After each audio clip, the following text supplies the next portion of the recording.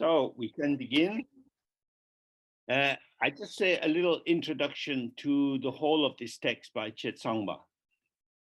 We haven't looked at the first two parts of it as they're laid out in the book Simply Being, because they're fairly straightforward.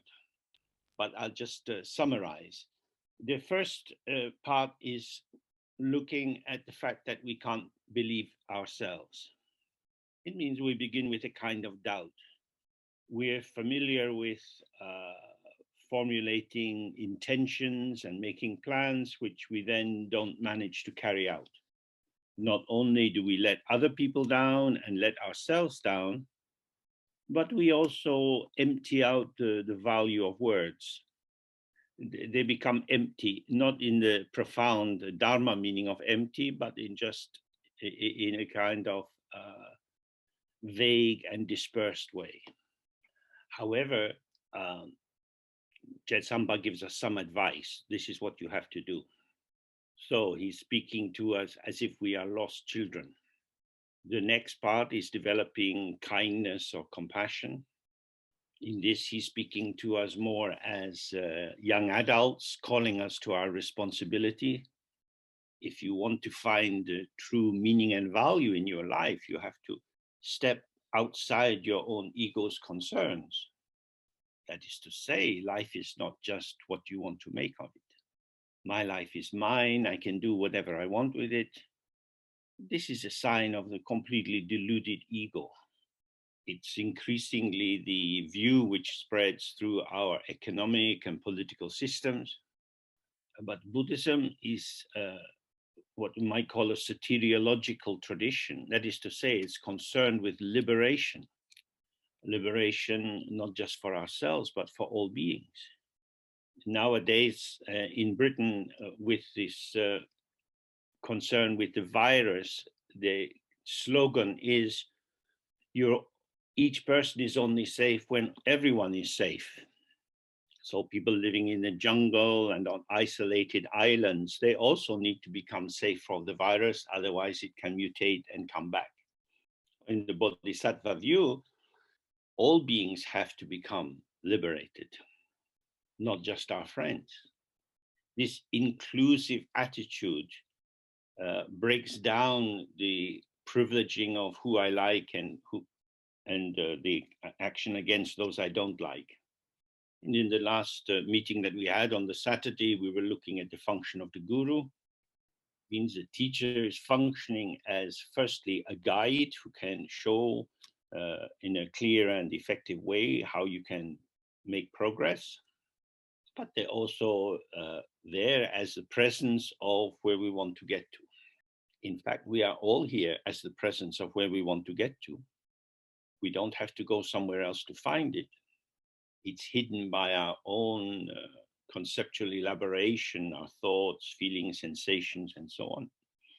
And then today we're going to start looking at the mind, and we have a final meeting in 2 weeks' time when we'll conclude this. So the key points from the first part of Chetsangpa are the four thoughts that turn the mind from samsara. The first is that we have a precious human birth. Nowadays, more and more people take human birth. The world population of humans is rising, but we don't all have a precious human birth. We need to have a healthy, functioning body with all the senses operating, to not be caught by or committed to debasing ways of life, and to be able to attend to the teaching. It means you have to have education, at least to be able to hear and remember what you hear and think about what you hear and then try to apply it. And we see how there are many factors of prejudice and economic control that deprive children of education. And this is something very important to see, that although we all have this Buddha potential, a potential for awakening, in the absence of the facilitating factors, it's difficult for this seed or bulb to develop and blossom. The Buddha potential is intrinsic, and we'll be looking at a lot at that today and tomorrow. The mind, which is the basis for awakening, is already present. But how many people ever say to you, your mind is like the sky? We are told probably that our mind is like a piece of wood and we need to try harder. And when the school teacher says try harder, they mean have more thoughts. And if you don't understand what thoughts are, you can develop many, many thoughts and gain worldly success, but at the end of life be very confused about what it was all about. We are going to die, and we will leave all that we have constructed. The constructions of this life are valid for this life. When we die, all that we take with us are certain tendencies which are not in the palm of our hand. Karmic tendencies are generally situationally evoked. We find ourselves liking something or not liking something. We don't plan to do that. It arrives for us. But from the Buddhist point of view, it's not just an accident. What is arriving for us is the ripening of tendencies which we have created in the past. And these ripenings can lead to taking birth or having the experience of being in the highest realms of samsara, the formless states of meditation, or the extremely rough and crude experiences of the lowest hells. And while we're in these, we believe in them. We believe that we have our particular agenda. And even if you redefine it and say, I'm non-binary, you've still got an identification as a something. Whether you're a specific something or a non-specific something, you're still a something. And all these structures developed on the basis of nationality, race, physical attraction, and so on will shift and change and eventually vanish at death. So at the end of the first part, as in the simply being, Chetsangpa is saying you should avoid worldly involvement. And he's recommending the outer form of this so that you go and live in the mountains and find a cave and live very simply. This is not available for most of us. Our culture doesn't support it. The consequences of our previous decisions to have families and so on don't support it. And temperamentally, we don't feel drawn towards it. So we are committed to worldly activity. So if we can't do this outer renunciation, we have to do an inner renunciation.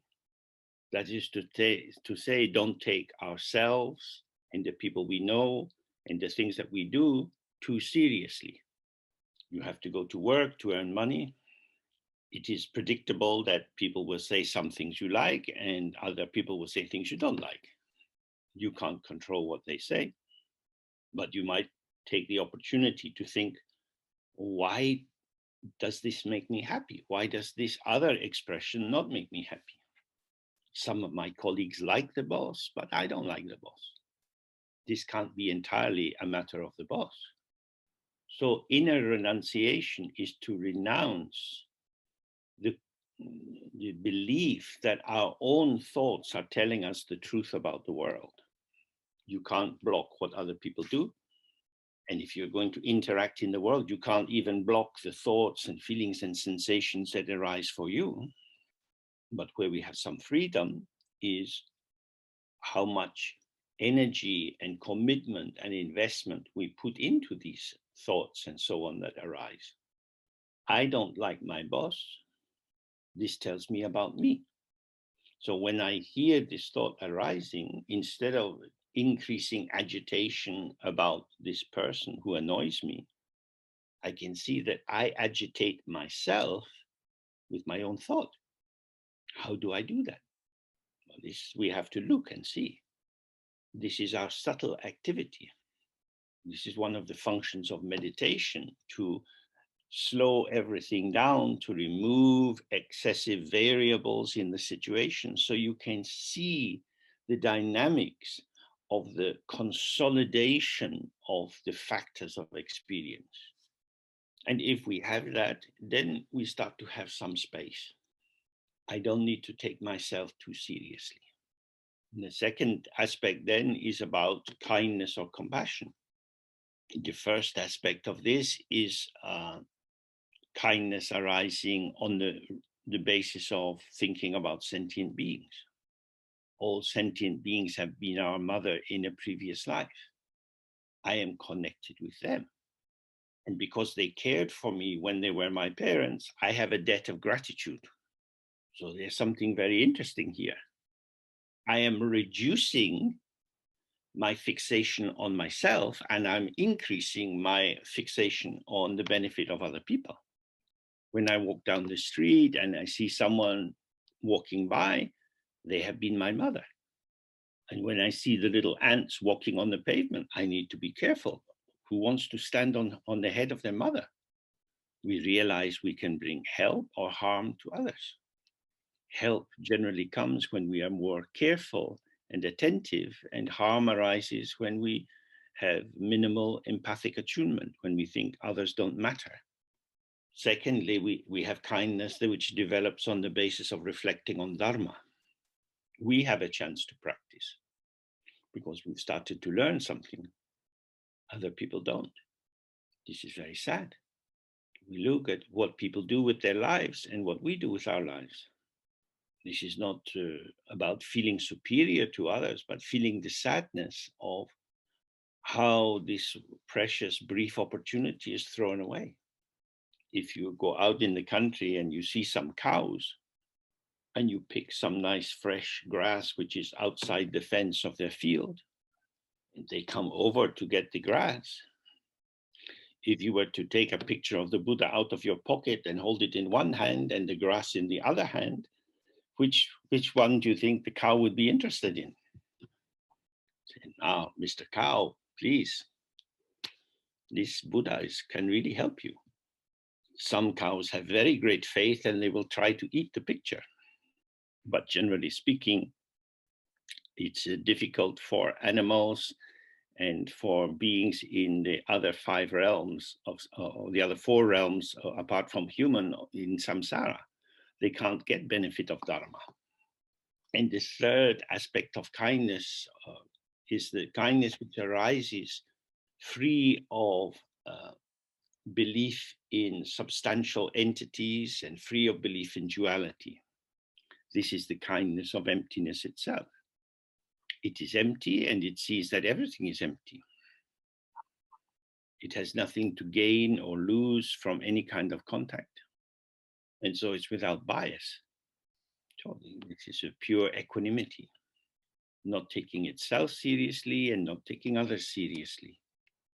So the mood is light and joyful. And this means that there is no friction and so no exhaustion. And this is the basis for the compassion and kindness and love of the Buddhas being always available to everyone all the time.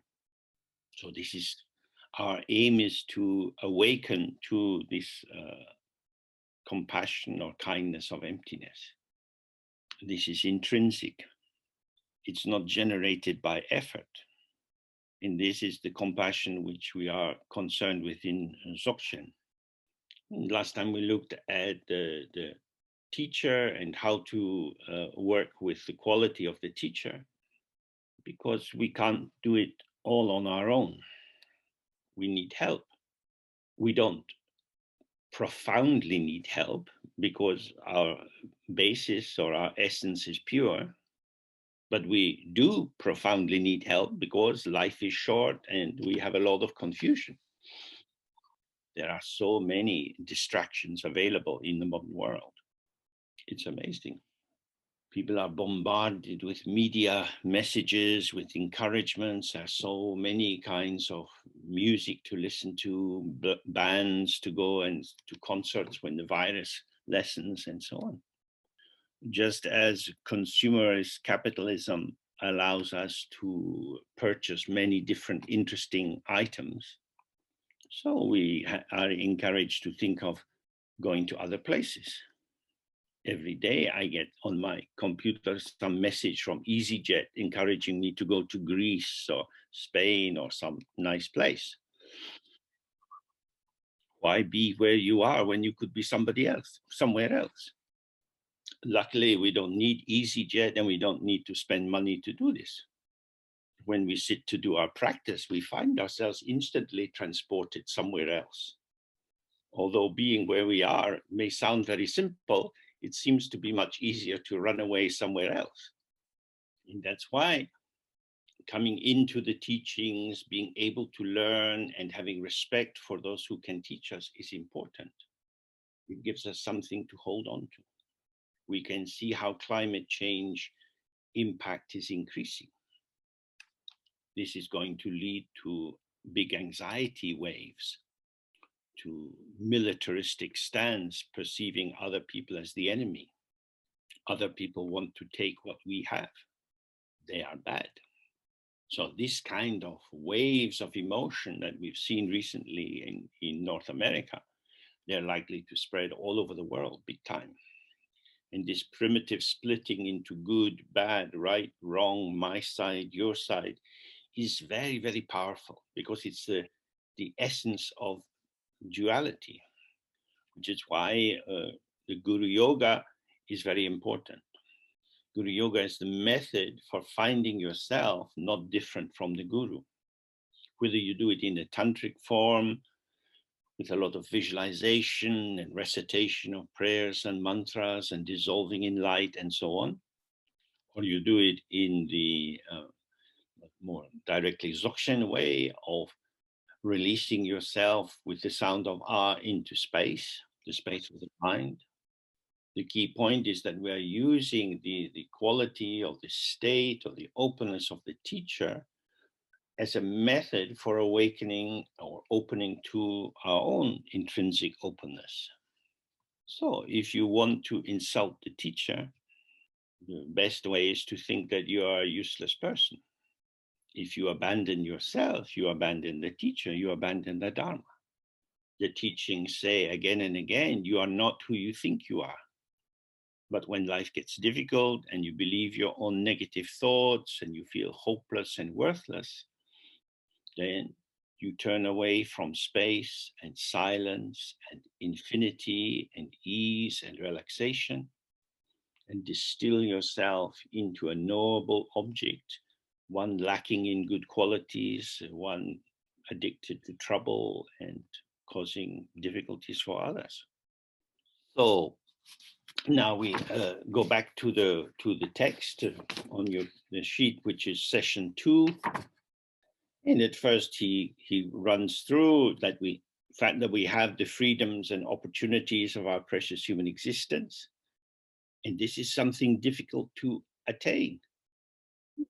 When you're a child, you're just in your family. And if you're lucky, there's just food on the table and there's a bed to sleep in and you get nice clothes to wear, as if the parents are somehow magicians who can conjure this out of the air. But your parents are the manifestation of your own karma. So much good karma goes into having a human birth and into a human birth where you're in touch with the Dharma. So it's difficult to attain and very expensive. So if your parents, when you're a child, your parents buy you some new shoes and they say, hey, if you want to play football, don't kick the ball with these shoes, put on the old ones. Now, whether you wanted it or not, you find yourself, you only have good shoes. You have Dharma shoes. So no more football, no messing about, no wasting time. So he says, if you want to gain the permanent result of Buddhahood, permanent, everything else is impermanent. It's necessary to practice the precious holy Dharma. It is said that the methods of following the path of the holy Dharma are vast beyond comprehension. But for we who meditate, the outer sutra commentaries and explanations and inner tantra commentaries and explanations are not so important. This is so important for us. You don't need to know about Dharma. There's so many things you can learn. Most of these things are secondary supportive factors. What you need is the central point, which is the mind, Jesus. So he says, we need just one instruction spoken by the holy accomplished guru, by which we can understand our own mind to be the root of all of samsara and nirvana. So hopefully you can see here, if you insult yourself, if you focus on the transitory faults and limitations which arise, it will be very difficult to see that your own mind is the basis of samsara and nirvana. So this is why we need the instruction, because all that we know about ourselves is false. It's false in the sense that it doesn't really belong to us. There was a time when Britain had many colonies, British India. Now India is not British. When we take the Britishness out of India, then you can taste Indian India. So there is a process of decolonialization. So this is what we do in meditation.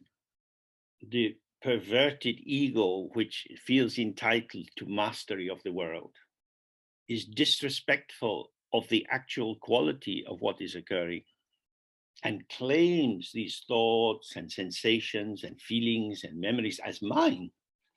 You are the empress of your world. But each of these factors, which is you, is vanishing. It is self-liberating. Thoughts don't stay in the mind long, neither do feelings or sensations. Your claim to ownership of all these constitutive factors is a lie. It is an act of violence. You may think you are a nice, sweet person, but you rip these hardly formed babies out of the womb of their mother, and you crunch them down, blood, heart, flesh, bones. As some of us have looked in the past, the wisdom of emptiness is referred to as the mother of all the Buddhas. We become awakened to our own Buddhahood by seeing that we are still unborn within the womb of the Great Mother.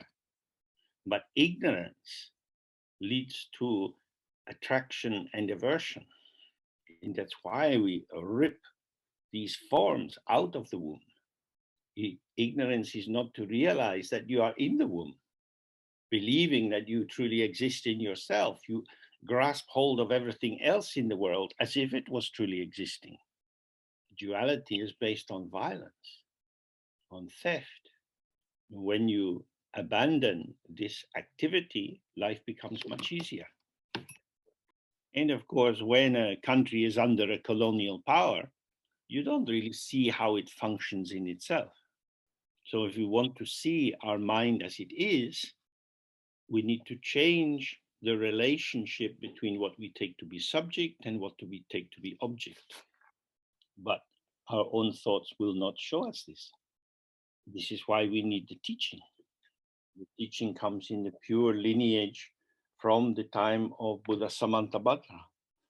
We hear the teaching, we apply it, we start to see more clearly. Then suddenly, it all makes sense. Your mind is not your thought. And he says, if this is truly understood, then all the doctrines spoken by the Buddha, both Sutra and Tantra, and the doctrines and literature of the great saints are fully present within your own mind. Now, why is this? Well, we say people have different personalities. They're drawn to having different kind of paintings in their room. They wear different kinds of clothes. They have the rhythms of their speech and the ways in which they walk. They seem to be expressing some personal essence. We are able to recognize, oh, this is one. Here is someone. They are knowable. Knowable means you can put a little circle around them and say what is inside the circle is one. He is not exactly like anyone else. And so in any language, you have different novelists, different poets. They have their own voice. And it's not the same as anyone else's voice. But the voice of the true Dharma is only one. If you look to the essence of the teachings, whether it's in the Theravadan tradition or Mahayana Buddhism or Tantra or Dzogchen, the heart of it is the same. Everything is uncompounded. Uncompounded means not put together, not made, not constructed. Dharma is a revelation. The world is full of constructs. The world of philosophy or economic theories, many, many different ideas coming from human thinking. But in Dharma, we believe that the truth is intrinsic. It's not made by thinking. And because of this, wherever the true Dharma is expressed, it will have the same flavor. And this also indicates why we have such, excuse me, such an attention to the pure lineage. Dharma shouldn't be mixed with ordinary human thinking. Our own thoughts are the elaboration of the delusion of an individual self, but Dharma is not. Therefore, if you really see your own mind, which is intrinsic, you will see the truth of all the teachings which arise from the revelation of that truth. And he says, when that occurs, then what is called knowing one, freeing all comes. As we will see in this text, ignorance becomes a reference, generates the delusion of a reference point. For example, if you were outside a little port and there were several boats tied to a buoy, the waves are coming and going and the boats move around, but because they're tied to this hollow thing floating on the water, they can't move away. Now, if we can sink the buoy, then the boats have nothing to be tied to. And they go off this way and that. But I want to know where my boat is. This is some kind of delinquency that you're going to cut the reference point away. And now, how will I find my boat again? I need to know who I am, where I am, what I have. When you feel this inside yourself, you see, oh, I am tied to one point. My thoughts, feelings, sensations are all somehow tied into this core sense of I exist as someone real and enduring and separate.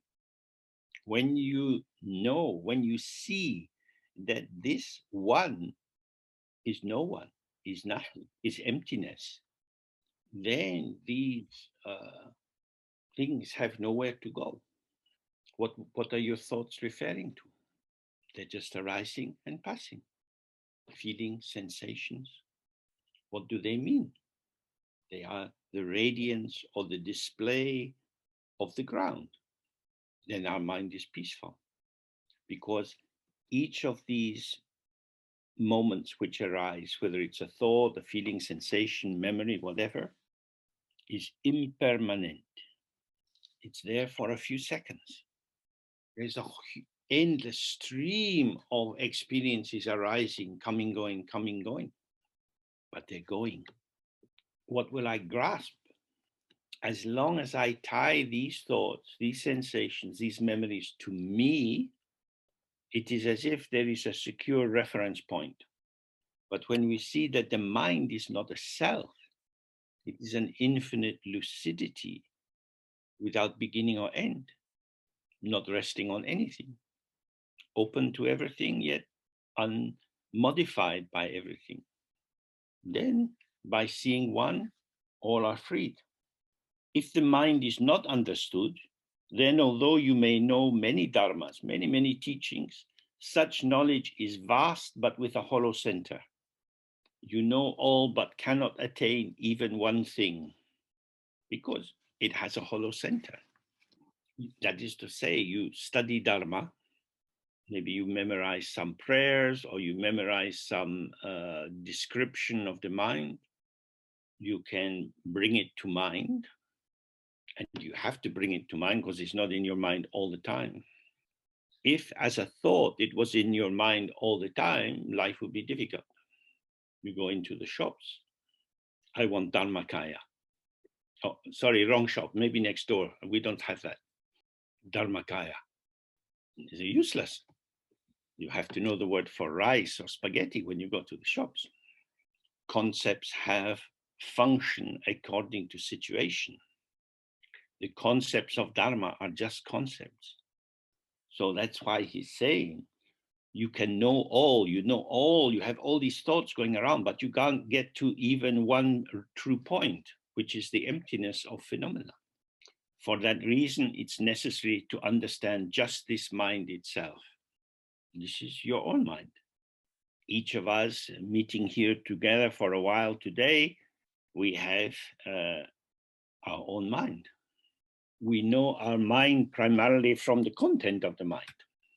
We can all tell stories about our life, good times and bad times, what it was like when we were younger, what we hope will happen in the summer, and so on.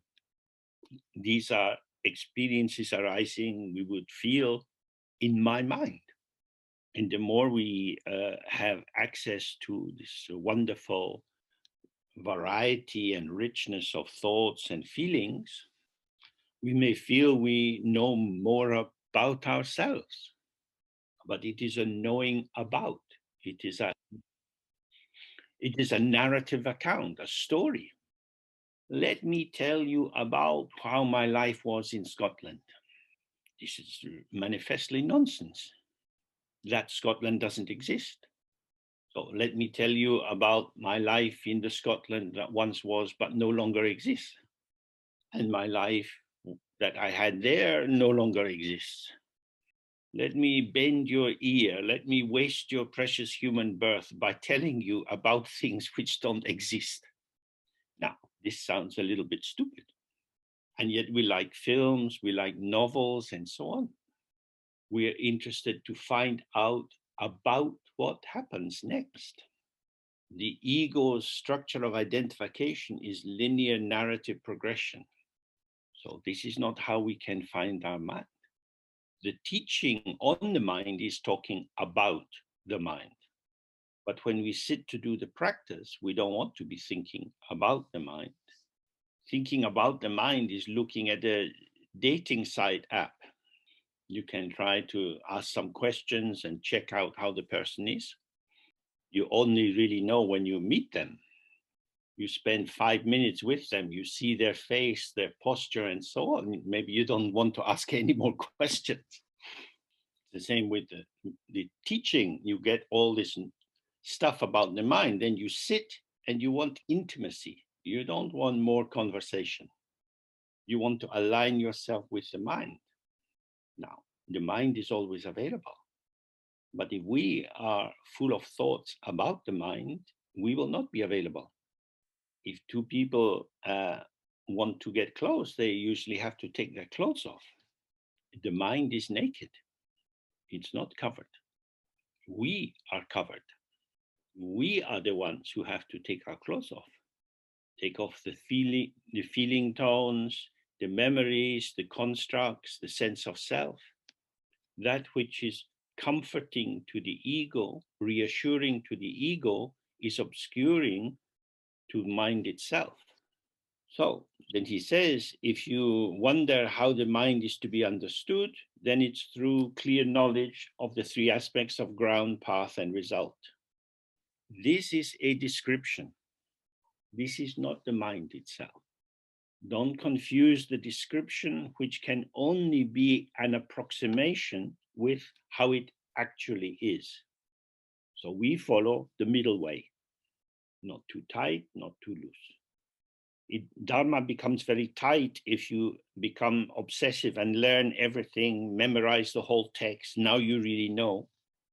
What you know is the text. You don't know your mind. On the other hand, you can be too loose and have just a vague idea and sit and, I just sit and relax and open, and then I see how it is. The problem with that is that it is our ego self that is doing the practice. So we have to practice without doing it. So this is why it's very helpful to observe yourself in your daily life and see how, when something matters a lot to you, the image of it gets invested with your heart energy. whether that's falling in love or having the idea that you really want to go and live in a particular place. See, oh, this is becoming special for me because I am making it special. How do I make it special? I think about it a lot. When we think about something, we put our life energy into the object so it starts to shine. It could shine in a bright, easy way, or it could shine in a dark way. If you start to feel that you hate someone and you start brooding about them and resenting their existence, they become very dense and empowered by your own negative emotion. So the energy of the mind makes everything shine, bright or dark. And then there are other things you don't think about, and they don't take on any particular quality. So now we have a topology extending in our minds. Some things are very wonderful, some things are very horrible, and some things are nothing at all for us. The variety of value in the world is generated by my own conceptual activity. For example, if you go to an old farm and they are killing a pig, yeah, pigs generally don't like to have their throat cut. They struggle and make a lot of noise. You might think this is terrible. Someone else is thinking black pudding. Uh-huh. That depends on your mind. You can look at a cow and think of steaks. You can look at a dog and think of fleas. You can look at a little kitten and think, oh, the cost for the going to the vet is very high. So the key thing is to observe for yourself how you are an active participant in the generation of the valency, the charge of the items of the world. Because as long as you see these values as inherent in the object, as long as you see yourself as an honest, neutral observer, I just see how things are, then it will be very difficult to understand the mind. The world and your body and who you are for yourself are emergent. They are not self-existing. They manifest for you with the flavors they have for you according to how you relate. So this is the first thing you have to do to, excuse me, to loosen up your sense of the world as fixed and yourself as fixed. Okay, so we take a break now and we're back at English time 11:45. Okay, see you soon. Bye. Okay, so we can start again. So now we're back in the text where it says, number one, the ground. Firstly, to consider how the ground abides. This word ground is difficult. Some people translate it as the base or the source. And this gives a sense that it's something that something comes from. Even if we say origin, that carries the root meaning of to rise, where something arises out from. And this is just the impossibility of language talking about the non-dual. We go from A to B. Bananas come from the banana tree. So always there is a sense of there is a place of first manifestation or production, and then there is the result. But when we look at the ground, the path, and the result, this is not, the path is not something going from the ground to somewhere better. The path is to be able to stay with the ground so that the ground unfolds or reveals whatever it reveals. We came out of our mother's body. And when we were small, we went out of the house with our parents. As we got bigger, we were able to come out by ourselves. it was always going from the original site. So this is the notion of the ground is very difficult to put into language. It will become clearer in meditation, but as in the traditional example, if somebody doesn't have a sense of sweetness, you can try to explain this with many, many words, but the words cannot create the experience of sweetness. But if you put a little sugar or honey on the tongue of the person, they will immediately see, oh, this is sweet. That is to say, sweet is a term which refers to this, but the term and what it refers to are not the same. If they were the same, then the explanation of sweetness would be sufficient, because the word and the immediacy would be the same. So we need to hold this in mind, that we're using language, but very lightly and gently. It's not the main thing. So firstly, to consider how the ground abides. Here means how it is in its always here-ness. We are used to seeing things as having their abiding or their staying in terms of where they are and their shape and color and so on. But this is not how it is in this case. So the intrinsic way of one's own mind is primordial, uncontrived, and instantly present. So the way here doesn't mean like a pathway, but more like a way of being, except this is beyond being or non-being. Intrinsic means it is within. It doesn't come from without. The qualities are not added on. It's fully formed from the very beginning. This is the meaning of Dzogpa Chembo. Dzogpa Chembo means a great completion. When something is complete, nothing is to be added or subtracted. It's not a construct. So that's what he's saying here. This is uncontrived. It hasn't been put together by any kind of thinking or planning or organization. It's instantly present, but it's not present as something. So again and again, we come to the limits of what language can indicate. For example, when I was in my primary school, the teacher would read out the list of names of the people in the class, and we had to say present, and then they would tick it in their book. We were present, we were there in the room, and each child was present as themselves with their quality, shape, and so on. But this instantly present means a showing, but the showing of the ground is not the same as the ground. Or rather, how the ground shows itself doesn't indicate the ground. What it indicates is that the ground shows. As with the traditional example, the mirror shows that it's a mirror by its reflections. The reflection shows the presence of the mirror, but it doesn't show the mirror as mirror. The details of the particular reflection, which define that reflection, in no way defines the mirror.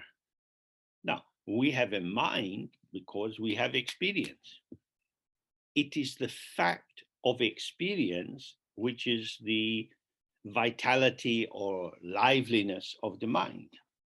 But the specificity of what arises for us as our experience doesn't define the ground, which is the basis of this display. So for me, the display of the ground arises as James. I am James. That is to say, the mirror is both displayed by and hidden by its reflection. My ground is both revealed, or not revealed as itself, but it is the revelation of I am James, but it's also hidden by the revelation, I am James, if I hold on to that revelation as being self-valid. We like to be independent. We don't want to be servants or slaves. We don't want other people to tell us what to do. We might have had quite a bit of that in our childhood, but now we grow up, we think, hey, I'm myself.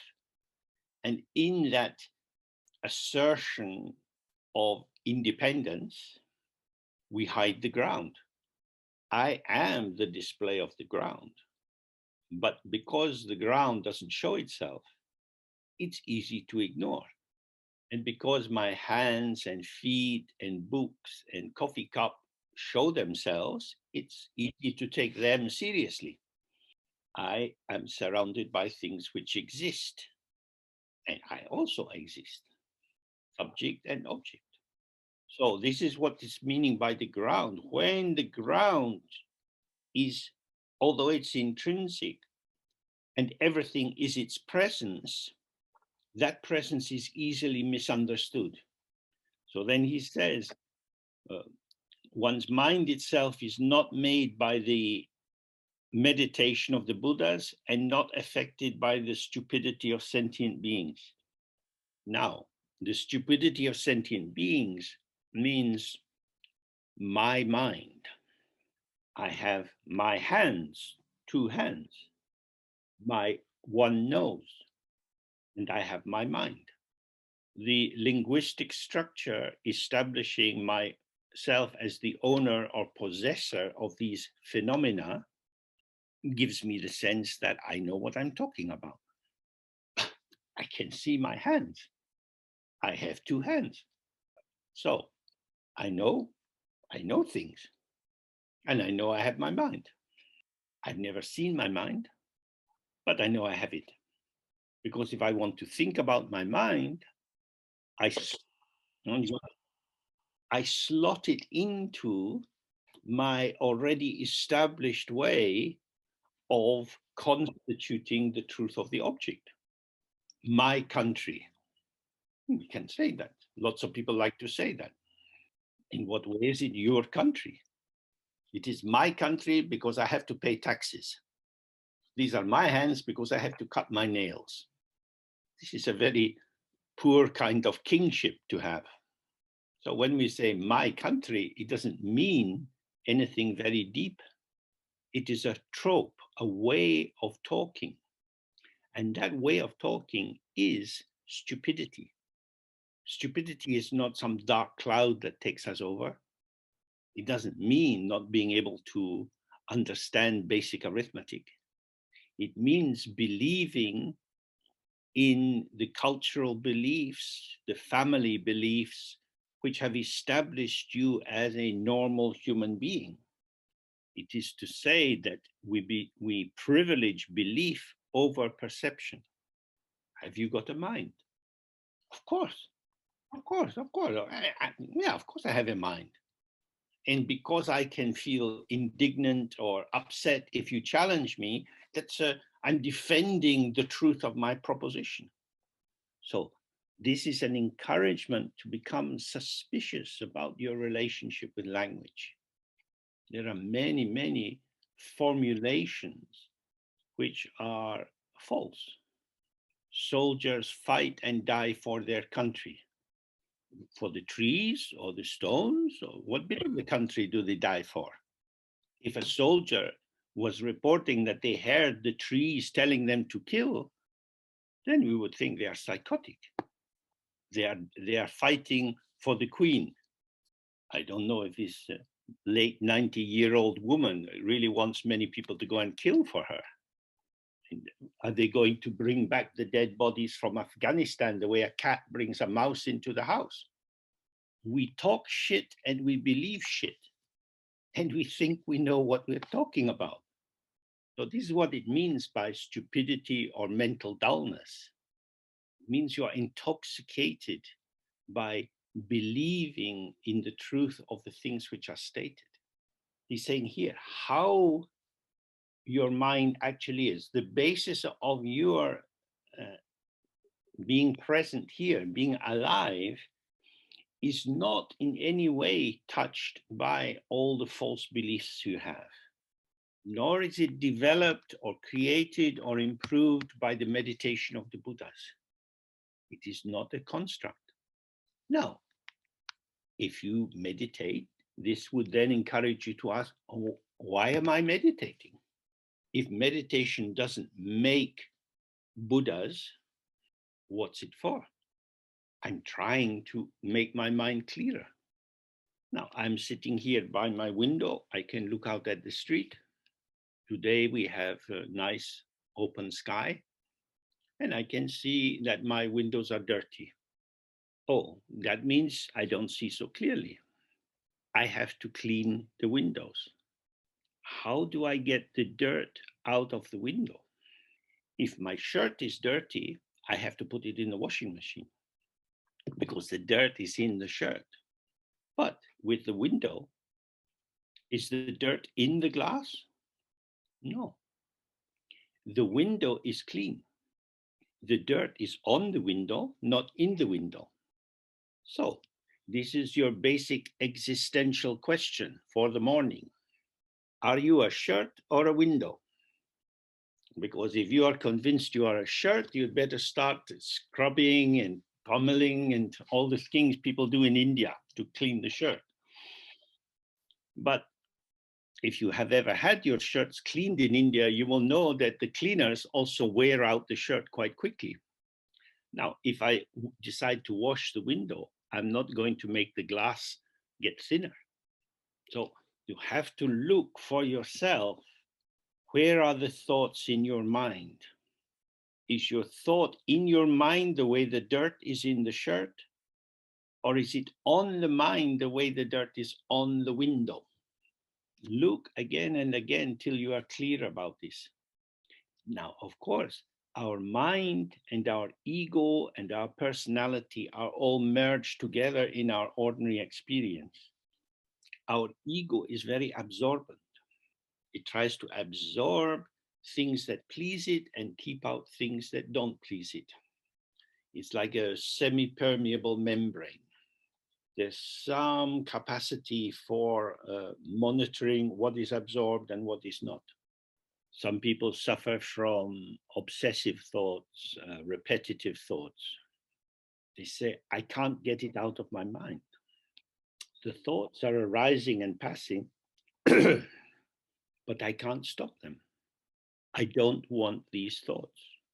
But every time the thought comes, it seems to catch me. The thought catches us because we catch it. It might be a thought, I want to kill myself. It might be a thought, I need to go and get some alcohol. When a thought like that comes, it seems to be me. My identification with the thought is the way the dirt gets in the shirt. I believe that this thought has something to do with me, is telling me about me, and therefore I get involved. So you can observe this for yourself. When you get trapped by the thought, when you believe that the thought is telling you about you, or in fact the thought is you. So if you feel hungry, say, I am hungry. Who is being described in the statement, I am hungry? I am. But I am my thoughts, my feelings, sensations, memories. I have a memory of what I ate last night. The memory of what I ate last night is not hungry. The thought that today is Saturday is not hungry. What is being referred to by I am hungry? So you have to look.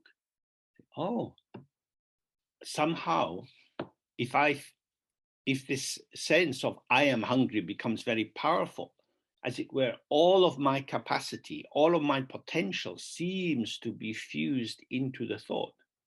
It's a thought. In living in our countries, it's unlikely that we are so hungry we're about to die. The thought is not telling you if you don't eat, then you will not survive. It catches you by your belief, which drives a mobilization towards the environment. So this leads to the next sentence. Mind's original presence does not depend on causes and conditions. Causes and conditions means what makes for hunger, what makes for tiredness, what makes for excitement. There is a stimulus and a response. This is the territory of the content of the mind or experience, arising and passing, arising and passing. And yet it seems to be the truth about me. So this is very helpful when you find that you are caught up in conditionality, in identifications of yourself or other people, where you can see cause and effect, then you can see this is a cloud which is obscuring mind's original presence. All phenomena, whether they are outer forms or the contents of your mind, arise from causes. But the mind itself is not caused. So then he says, it is void, without inherent existence, and is free of all conceptual elaboration. Void means it's empty of anything you could take hold of. There's no essence to it.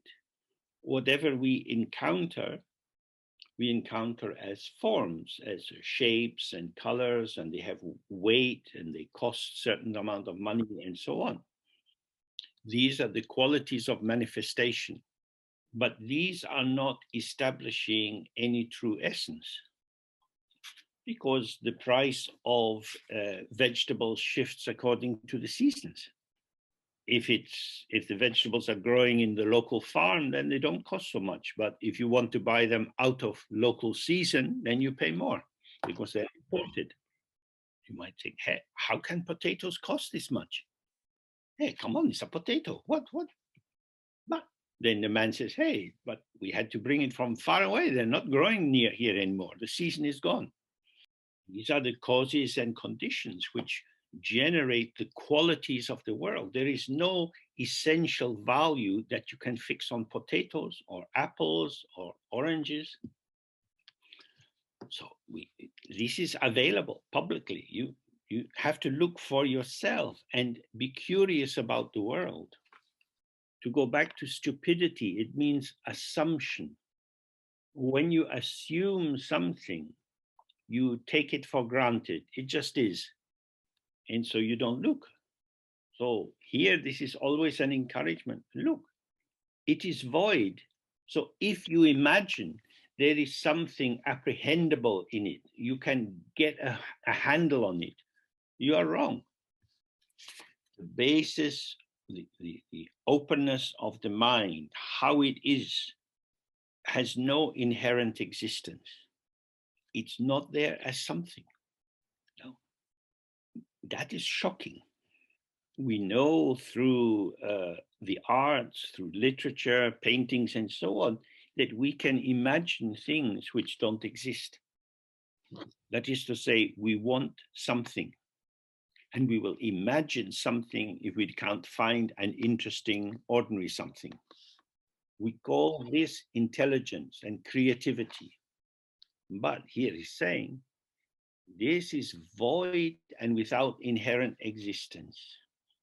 And it's free of conceptual elaboration. That is to say, you cannot get to the heart of it by using concepts. You cannot tease it out by thinking more and more about it. It is not hidden. It is not somewhere else. Sometimes it's described as self-secret.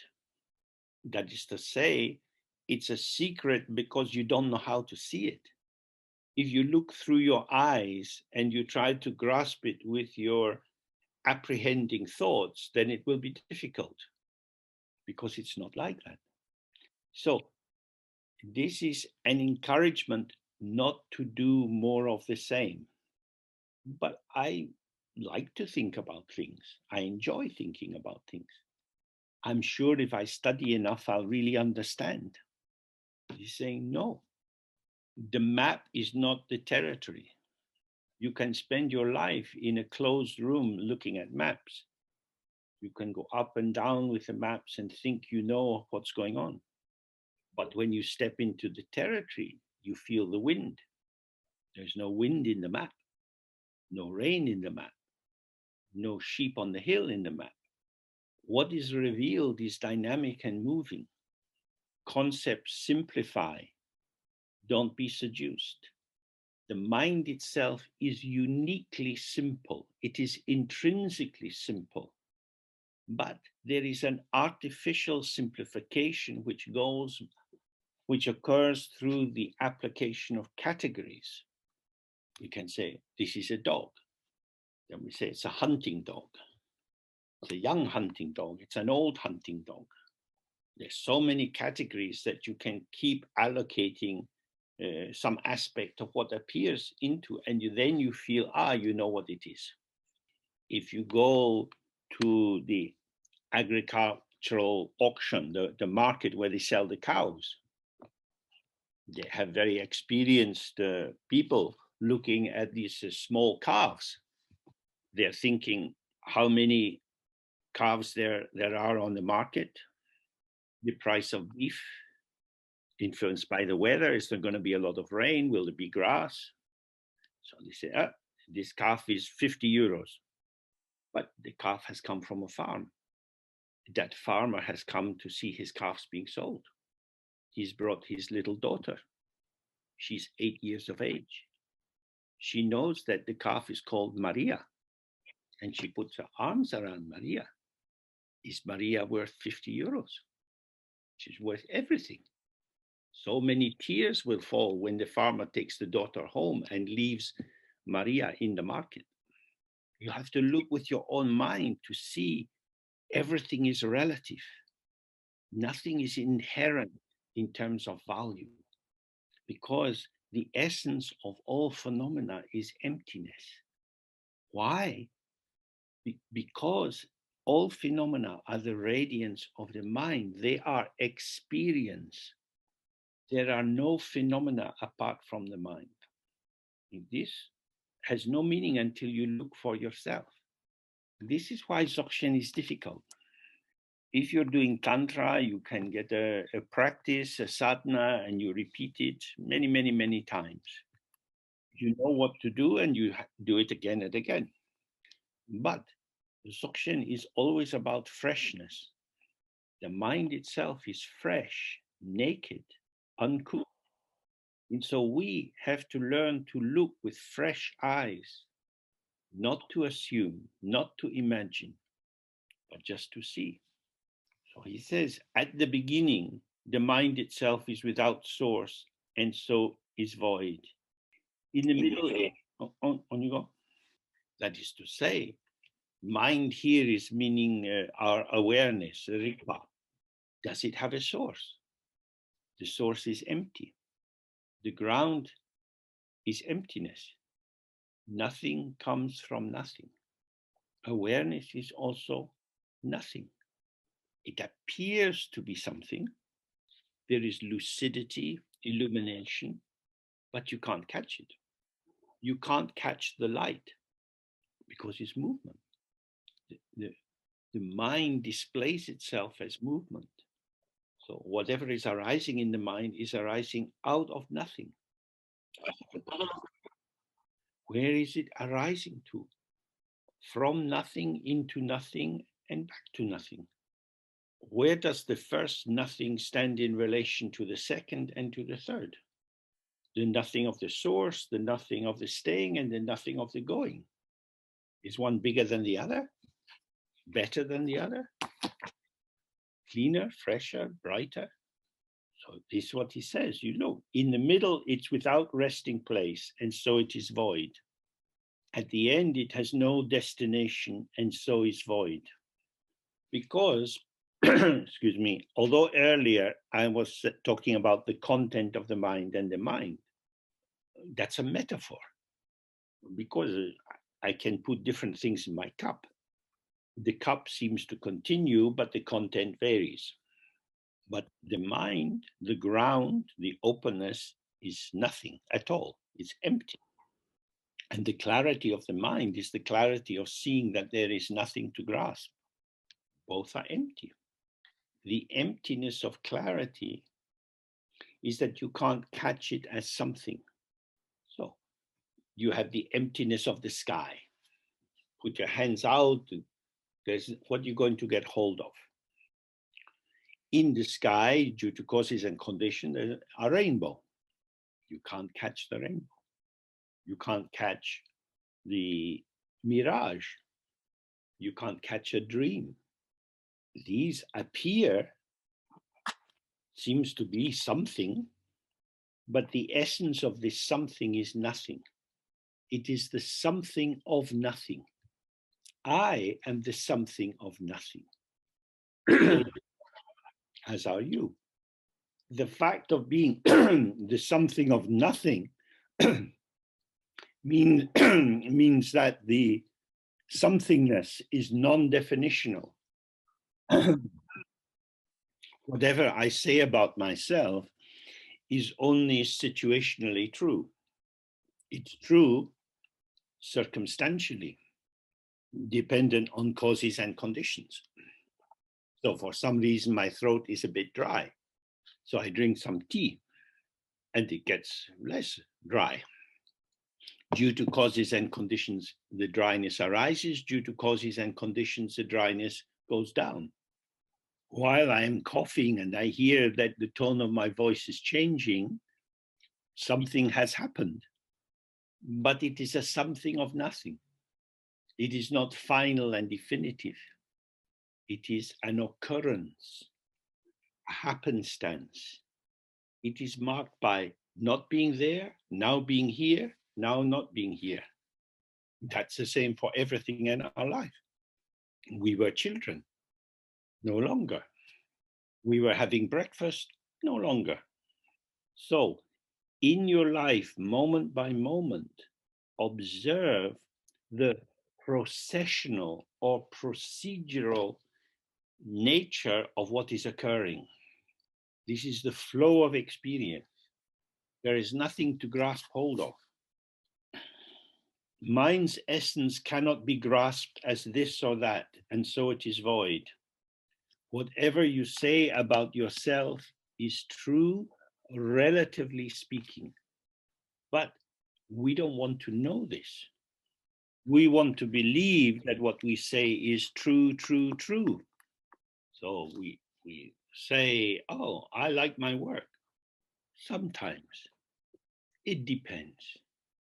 I love my children. It depends. Families are full of conflicts and quarrels and all kinds of adventures. So on a bad day, a very angry parent might say, God, I don't know why you were born. This might come like a sharp arrow into the heart of the child. Then the parent's very upset, and maybe crying and apologizing. I didn't really mean it. But they did mean it as a momentary occurrence. Because I've had enough of you. Just don't listen and you just don't think and, you're trouble. And the child's kind of transfixed. They know they've been provocative, but suddenly this is, terrible. They are being blamed and shamed and frozen. So where is this horrible, terrible child? Here and yet nowhere, because it arose due to causes and conditions. So many of us have been wounded in our lives by these kind of statements from big people, where we receive some unmediated, full force definition of who we are. And because the impact is very powerful, it can be taken as an eternal truth. And then it can bring about a lot of difficulties in a person's life. So this is what it's pointing to, that the ego's vulnerability is that it wants to know the truth, something it can hold on to, some kind of proper definition, but then it gets pulled into being over-defined as a thing. This mind has no form or color. There's nothing there which could be marked by these horrible comments. Then he says, this voidness is not an empty annihilation, for mind's intrinsic clarity is pure and all-pervading. There's nothing in the mirror. The mirror cannot show the mirror. And yet, this is not a kind of empty annihilation, because the mirror shows its reflections. And similarly, the mind is showing this intrinsic clarity, which is pure and all pervading. Pure means it's ungraspable, there's nothing there. And yet it's all pervading. Everything I see, the table here in front of me with lots of papers, I look out the window, the roofs of the houses, some birds are flying, and so on. This is the all pervading clarity. I don't see birds. When I see birds, I don't see any birds, I believe birds. Bird is a potential. The potential becomes bird with my thought. These birds don't know they're birds. Birds are human things. Whatever these little things are for themselves, it's surely not a bird, a sparrow, a robin, a seagull. We construct the world by the massaging of our concepts into the phenomena. Intrinsic clarity is to stay with the immediacy of the perception. You don't need to put birdness into bird, patterns of shape and color. The need to know is a quality of the ego. It needs to know something, and the somethingness is not available out there, and somethingness is not available inside either. Who am I? It depends. It's dependent origination, causes, circumstances, who I'm with, and so on, my physical health, and so on. Mind itself is the maker of all samsara and nirvana. So, samsara means this site of suffering. And there are all kinds of details about the six realms, the formless God realm, the form God realm, sensuous God realm, jealous gods, and so on. You can read about them. How does it make these? By imagining.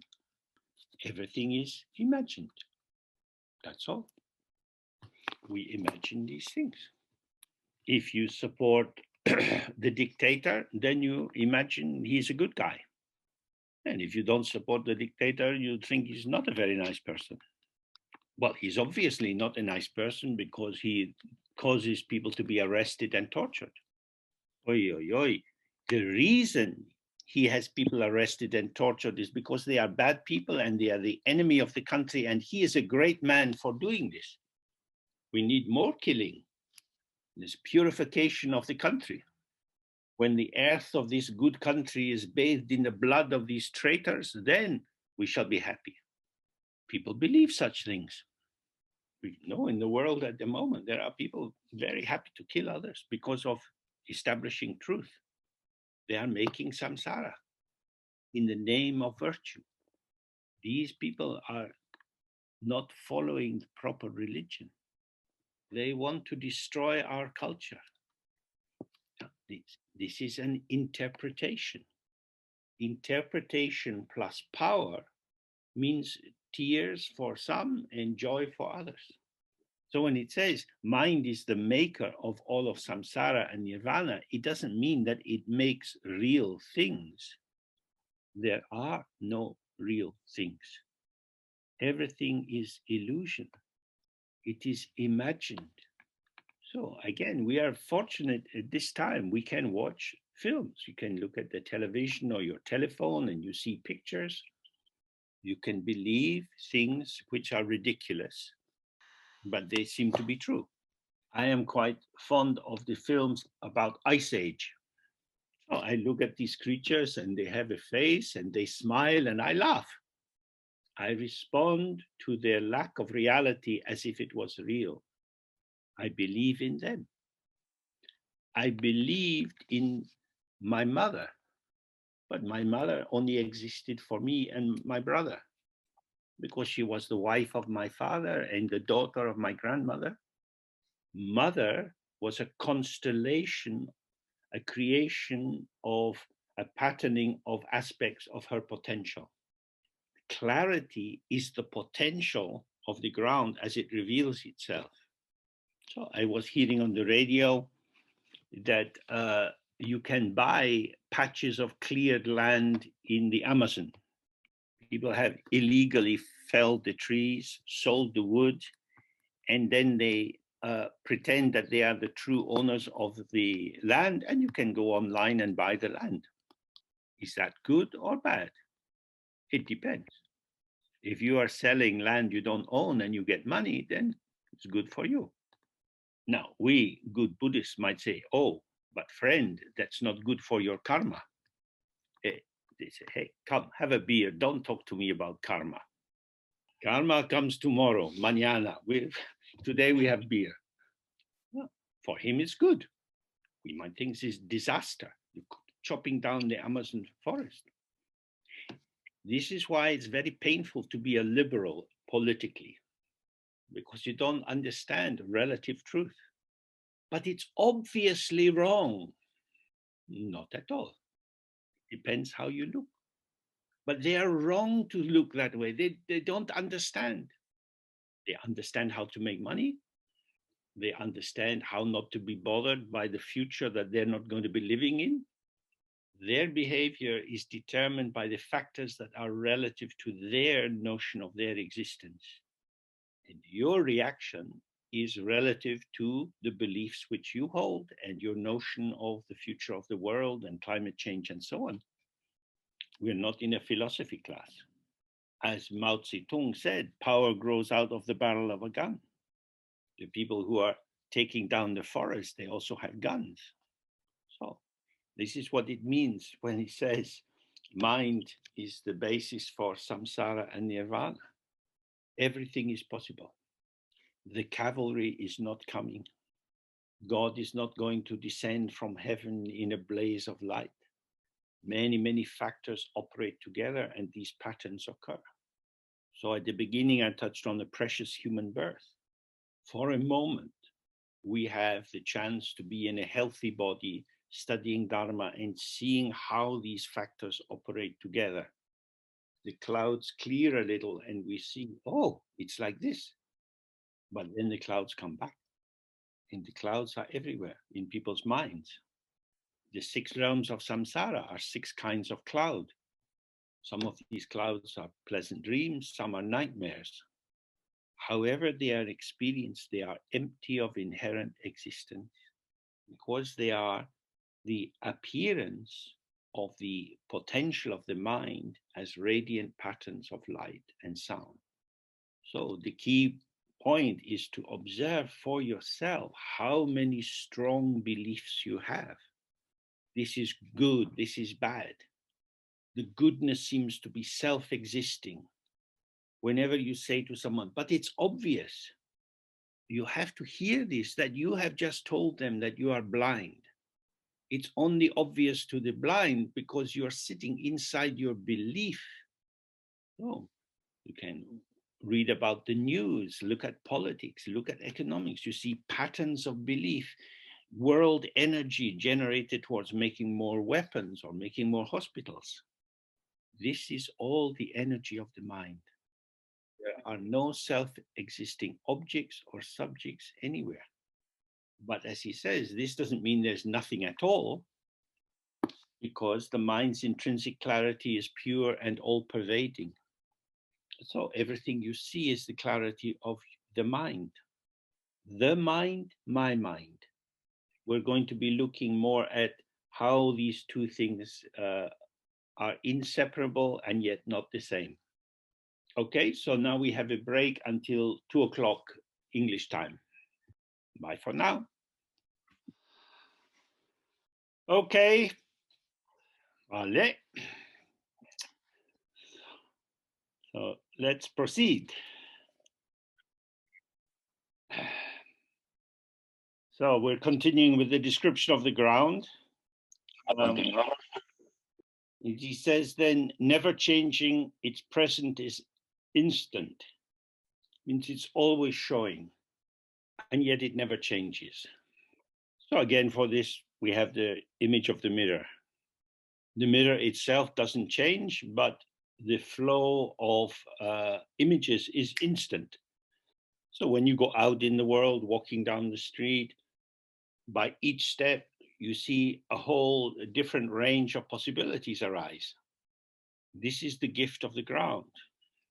And the key thing is that you also are part of the gift of the ground. So if you don't hold yourself apart from it, separate from it, then you see directly you are the unfolding, along with everything else, of the creativity or the expressive power of the ground. Whatever is possible appears, yet without inherent existence. This means all that occurred in the past, all that occurs now, all that occurs in the future, whatever seems just or whatever seems unjust, everything appears, but without inherent existence. Appearance is pattern of light and sound.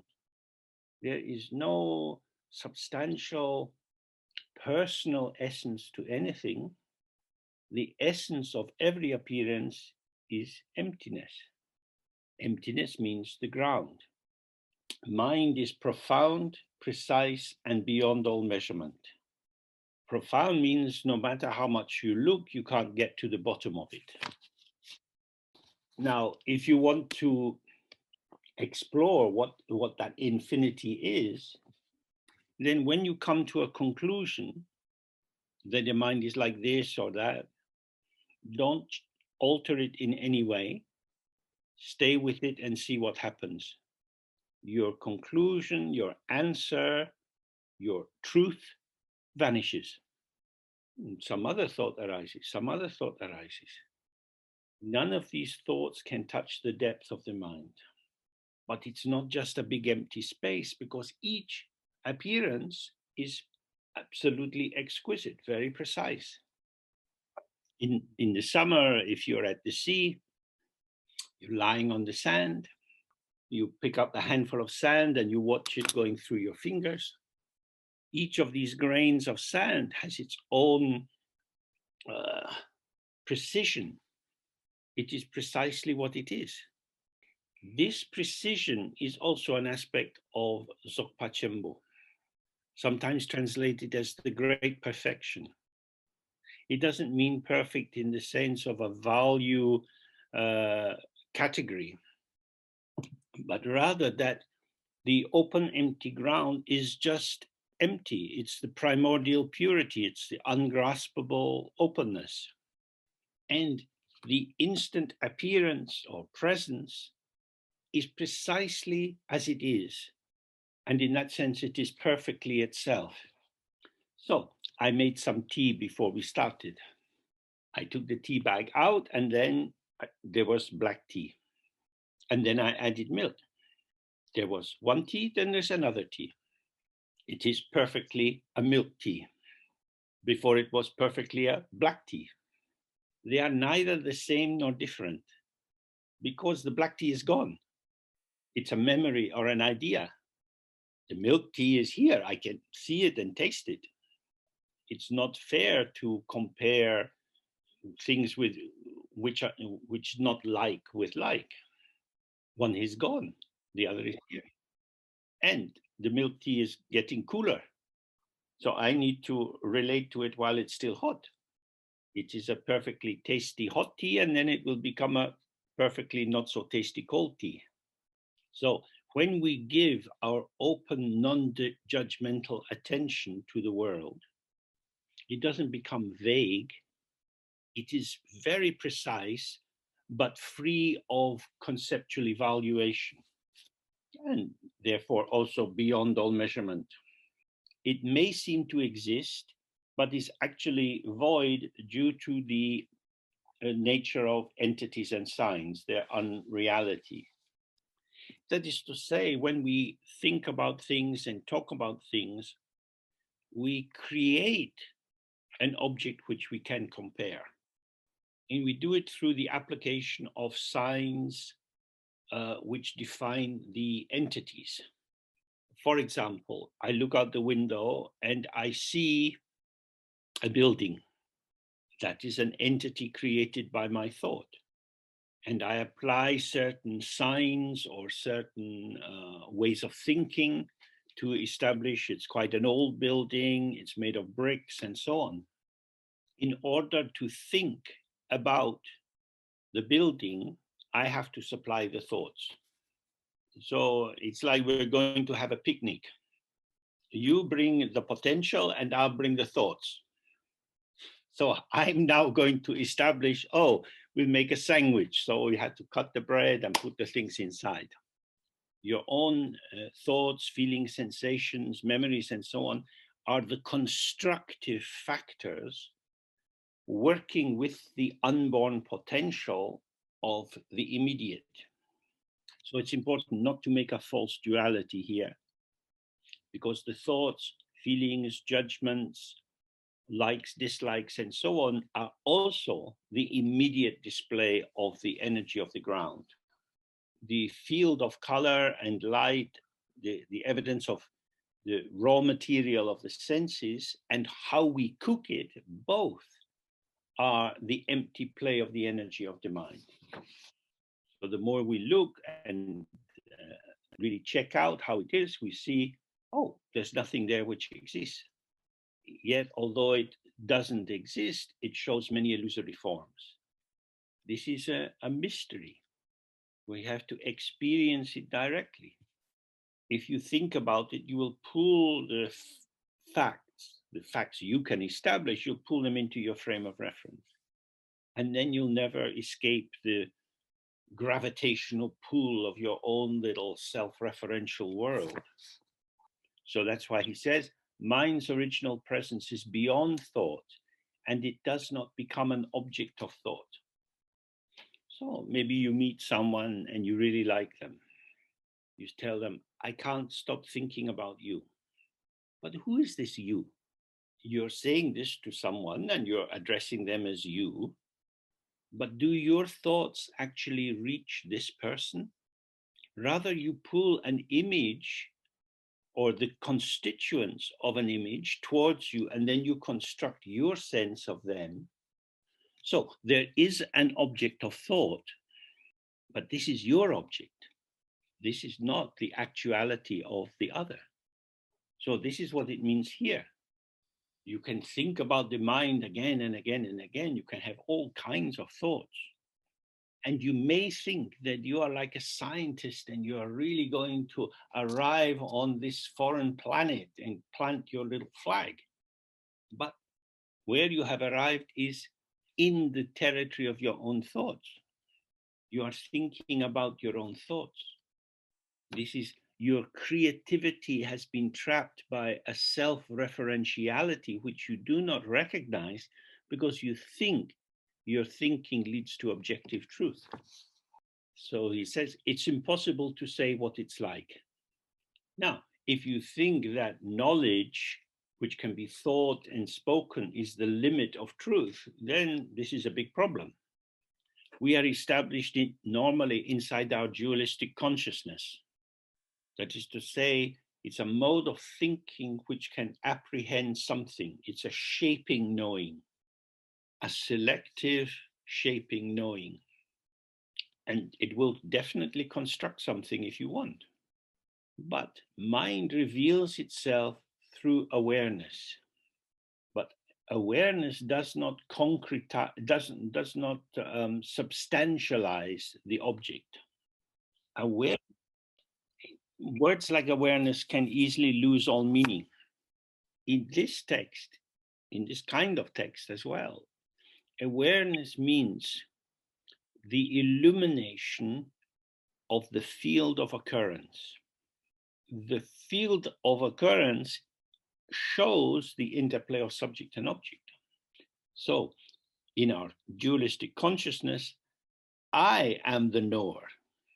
With non-dual awareness, the awareness is the revealer of the interplay of unborn subject and object.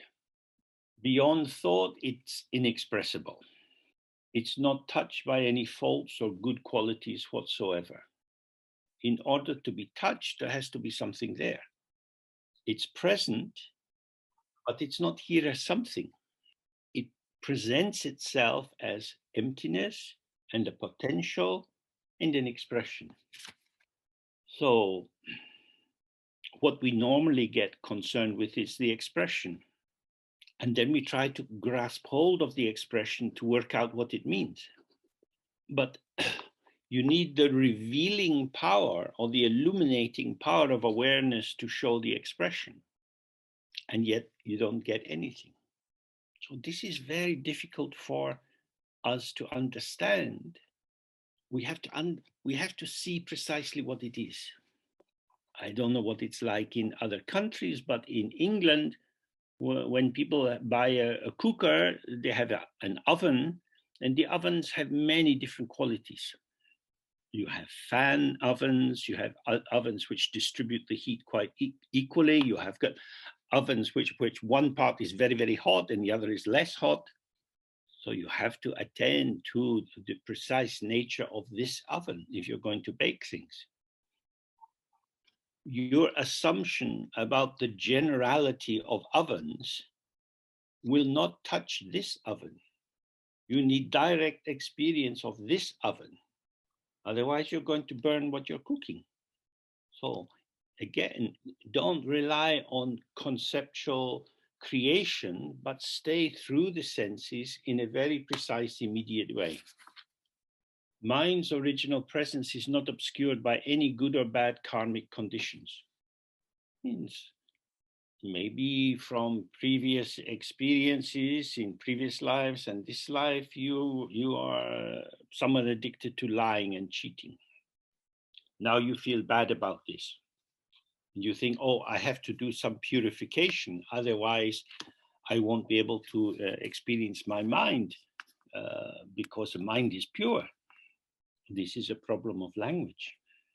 The intrinsic purity of the mind, what's called kada in Tibetan, precisely means emptiness, the untouched, the untouchable. Now you think I'm a bad person. The bad things I have done have touched me and contaminated me. I have to get these bad things out of me. This is what arises when you don't understand the mind. The mind is empty. It has no pockets. Where is your bad karma? It is part of the potential. If I go to the supermarket and I realize I should lose some weight, I have my basket. And what I have noticed is that bars of chocolate do not jump off the shelf into my basket. If I don't take the bar of chocolate, it sits there. It doesn't cause any trouble. Very peaceful. I am the one who might think, oh, I'll take some chocolate. So this is the same with your mind. You have a habit formation, the thought, feeling, sensation, whatever arises in the mind, and the energy of consciousness moving in the stream, the unborn stream of becoming, tilts towards the object. Now you've taken the thought. The thought didn't take you. If you leave the thoughts alone, they don't do anything. The karma is pure in itself. What makes it dirty or bad or troublesome is the fact you get involved in it. So if you have a habit of lying, you in a difficult situation, you start to lie. I know how to do it.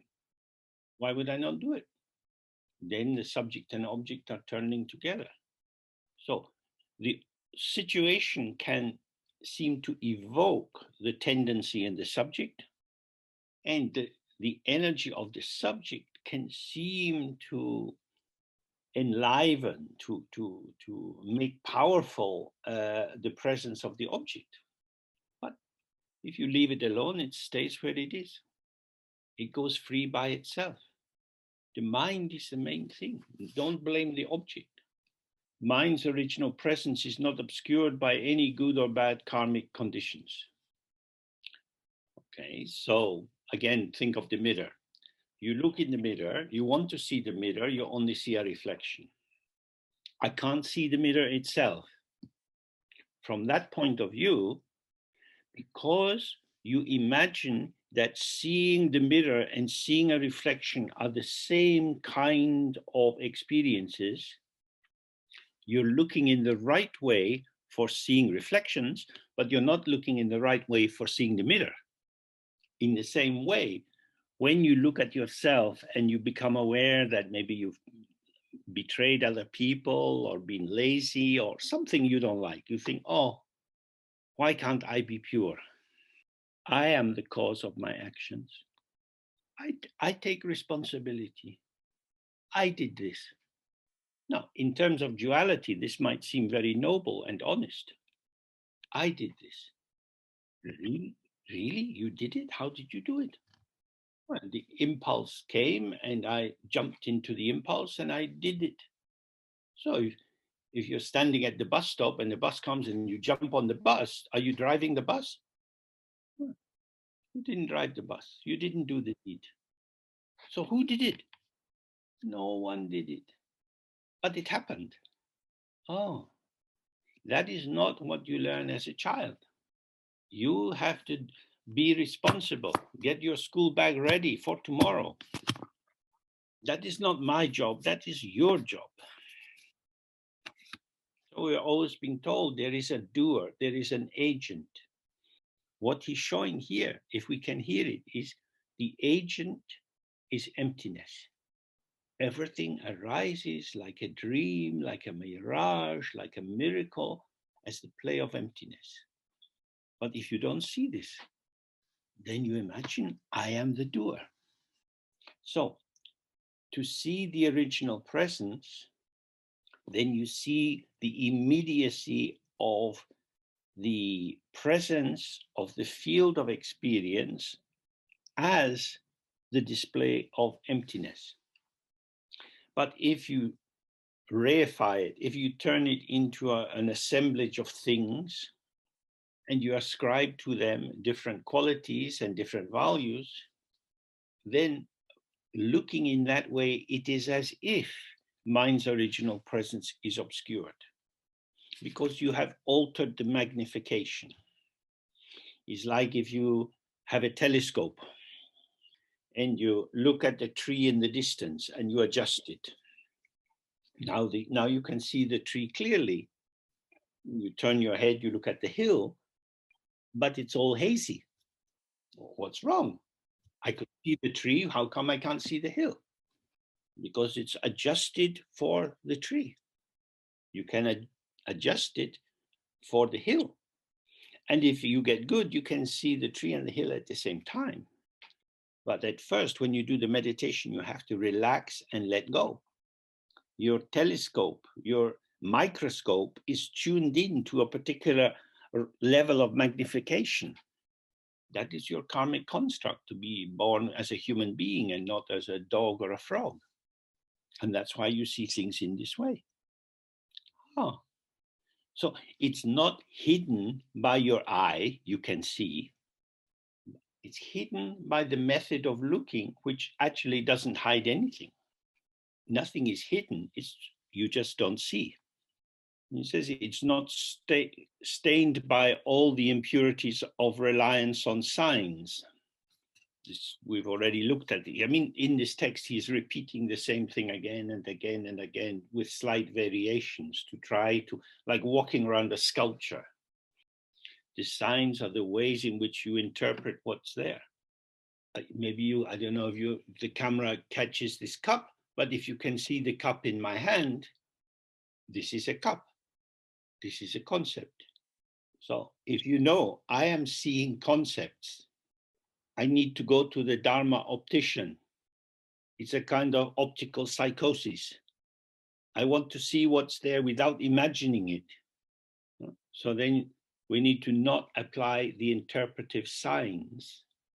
When I was a child, my big brother was a bit taller than me. And I remember people would come to visit the house and they would say things like, oh, you have to grow a bit more to catch up with your brother. This is a kind of madness. Each child is their own size for their own age, and some will grow very tall and some will not grow so tall. But the person making the comment is using signs to compare and contrast and to make a little, for them, funny comment, because they know how people are and they can make their definitive statement. What did my brother's height have to do with me? To really see what is there is to see the infinity of the precision of this, which is beyond comparison. None of the names of all the phenomena of samsara and nirvana can be applied to it. Those of you who've studied the aspiration of Samantabhadra or the evocation of Samantabhadra will see that it's saying exactly the same things. Mind's original presence is free from all the limitation of holding to dualities such as permanent and impermanent, hope and doubt, inhibiting and encouraging, rejecting and accepting, good and bad, large and small, top and bottom, bound and free, happy, sad, and so on. These pairs of polarities are very, very important for us. They seem to be mutually excluding opposites, but in fact, they are bound together because you can't have hope without doubt, inhibiting without encouraging. To do one is not to do the other. When one is overt, the other is implicit. And the particular polarity at the root of it is self and other. I am not you. And I know that I'm me because I'm not you. The not you-ness of you is the me-ness of me. So without you, there is no me. Without hot, there is no cold. These are relative terms, conventional terms, and they establish each other's meaning as the method of establishing their own meaning. And mind's original presence, how it is, how it has always been, is not made by anyone. It just is. And yet it isn't anything. Anything you try to say about it is going to be off. All of these words are a way of encouraging us to stay with our mind and get to know it, but in a very, very subtle way. Like in some old story of the hero's journey, if you're going into the labyrinth, you have to get the thread from Ariadne, and you have to get some food to give to some of the creatures on the way, and some special password to get through the iron gate. In the same way, when we sit in the practice, it's something very simple. We're deciding just to be relaxed and open, and whatever comes, comes. But as we open to space, we start to feel these winds blowing in space, these tendencies which take us this way and that way. So that's why we have these descriptions, so that when you feel the wind, you think, oh, if I follow this line, I will get lost. If I follow that line, I get lost. There are always ways of come back here, come back here. So it cannot be ascribed any size or dimension. It's free of all partiality. Partiality arises for us because we have a need. All sentient beings want to be happy. So we want to get more of the things that make us happy and less of the things that don't make us happy. Because the mind itself is not in need of anything, it is already complete. It doesn't go in any direction. It has no partiality. It is beyond being something that can be indicated by saying, it is this. No concept can catch it. Concepts catch everything you know, not like anything you know. So when you go to catch it with a concept, it will feel right. It will feel, oh, this is what I do. I know how to do this. But we have to remember the echo of these words and let go. Whatever conclusion you come to, if you stay with it, it will vanish by itself. From the very beginning, it has been perfectly pure, means empty, and abides in the great equanimity towards everything within samsara and nirvana. When we say this is better than that, we mean for me, for my purposes. In relative truth, in this world that we live in, how things fit together in terms of the attribution of value depends on our circumstances. If you have no intention, You don't need to do any attribution of value, in which case, however it comes, that's how it is. But if you are already pre-invested in a particular formation, then for sure bias, thoughts, and prejudice will arise. If you run a hotel in a ski resort, you want to have snow. If you're an anxious driver on the mountain road, you don't want snow. You can look for yourself. These examples are everywhere. The world shows its relativity all the time. Those who realize this have the ground or basis of Buddhahood. Those who do not realize this have the ground of arising as sentient beings. Therefore, it is called the ground of all.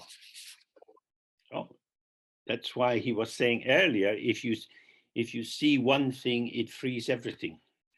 If you see the ground of your own being, then you see everything is non-dual with emptiness.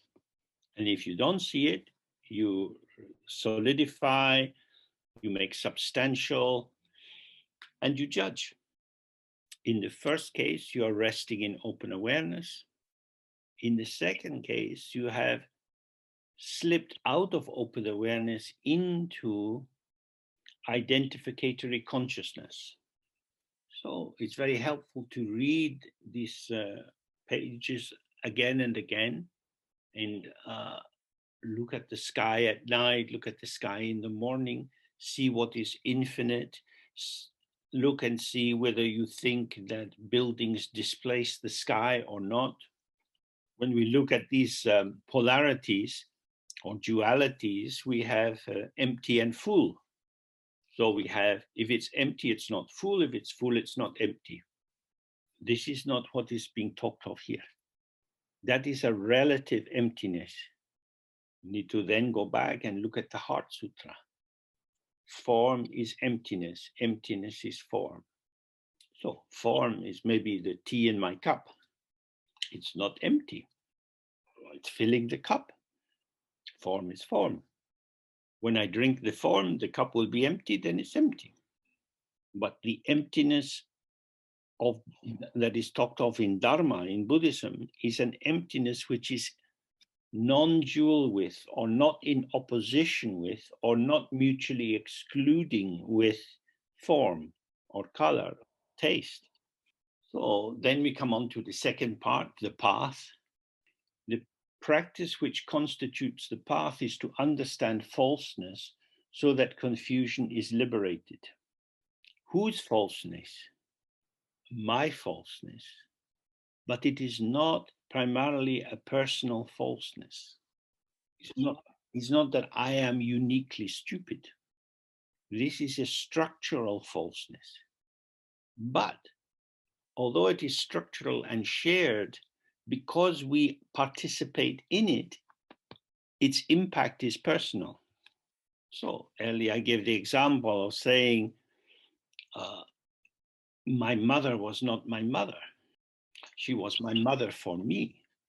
She was a friend and colleague, different people in different settings. I knew her many, many years, but I don't think I ever called her by her name. I just said, Mom. Now, that is a falseness. Because if I had been able to see her more as a woman in her own right, a woman who moves out into the world on her terms, not on the basis of being my mother, I might have been able to engage with her in a wider variety of conversations and activities. But when I saw her, it was obvious to me, this is my mother. This was, if you like, so through my skin that it was the truth. That was living the limitation of my own falseness.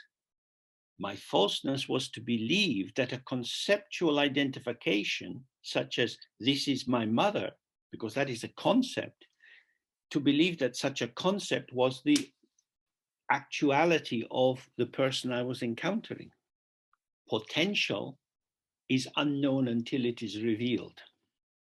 But assumption and the ascription of identifications, that precedes our engagement with what it is we're considering. Because our knowledge or our thoughts or our assumptions can run ahead of us, they help us to have a sense of prediction and confidence. But that's on my terms. I remember when my mother was in the old people's home, and a couple of the women who worked there were talking with me about her. They said, "Oh, she's so cheeky. She's always making funny jokes." I never experienced my mother like that. But in that setting where she was living, some other aspect of her potential was revealed. So when in Buddhism they're talking about grasping or attachment, this is what it means. It's to pull the items of the world and also the items of ourselves into these preformed boxes where we seem to have established the absolute truth of what the situation is. So this is what we need to investigate for ourselves, how we limit ourselves.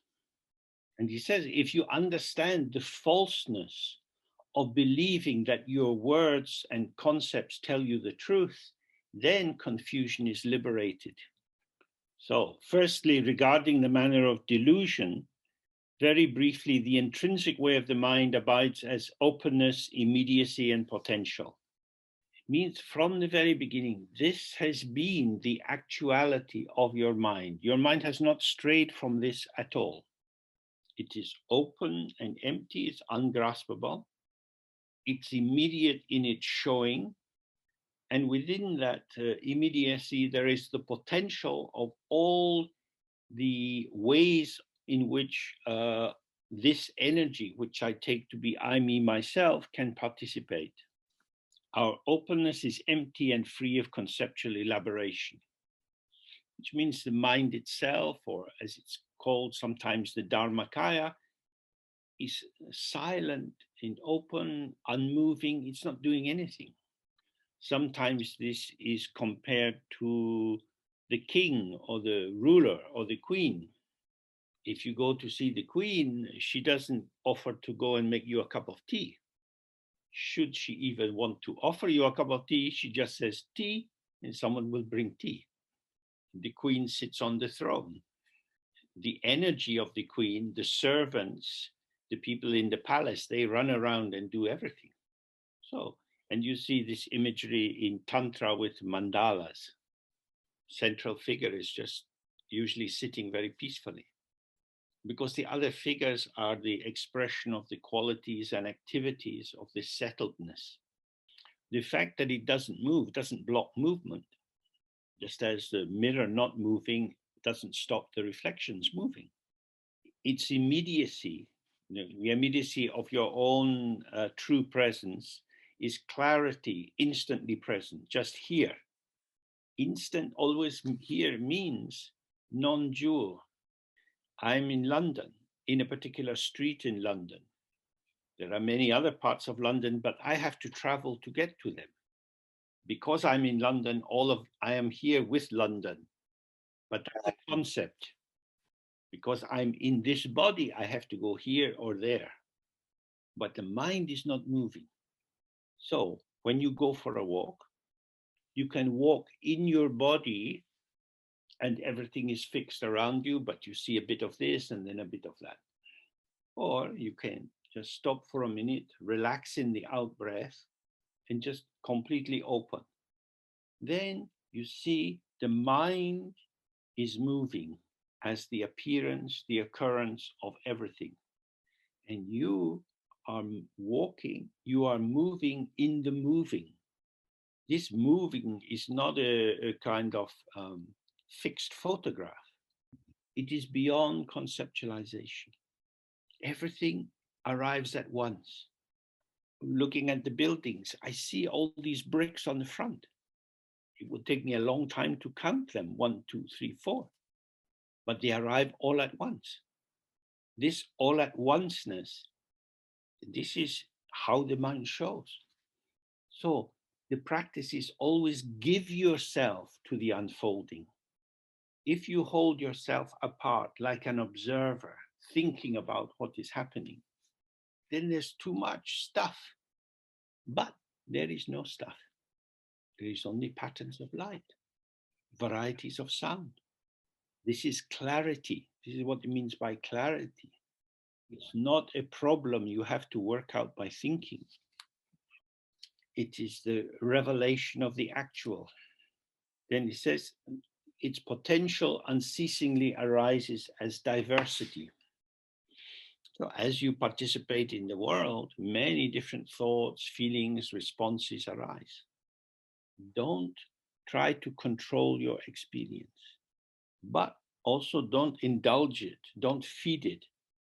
So maybe you go out to get in your car and somebody has parked very close to it, so it's going to be difficult to get your car out. This has an impact. It impacts your breathing a little bit, your skin tension, some irritation. This is an aspect of participation. It's not that you need to develop patience. I don't want to be affected by anything. Equanimity belongs to the ground. Energy doesn't have equanimity. If my electric kettle had equanimity, it would be the same temperature whether it was switched on or off. Then it might have halos of rainbow colored light around it, but it would be fucking useless for making tea. Movement is not the problem. The problem is to get stuck in the movement, to start thinking about who was the person who parked the car and why, and what you should write to them, and should you complain to the police. The issue is a direct perceptual one, how to get your car out of the cramped space. All these other thoughts don't help and make your driving worse. So that's what it means, is that you allow the movement of your participation, but not too much and not too little. I am diverse. We manifest according to circumstances. I'm not standard issue made in a factory. And the fluctuations of my moods and my interests may be a little bit annoying for other people. It's annoying because they would like me to be predictable. If I was more predictable, they could know exactly how I would be. Then they would know how I was without paying any attention to me. But I'm not a dead object. And so me being me is annoying for you. That's how it is. What is the cause of the trouble? Is it me for being unreliable? Or you, because you imagine that I should be predictable?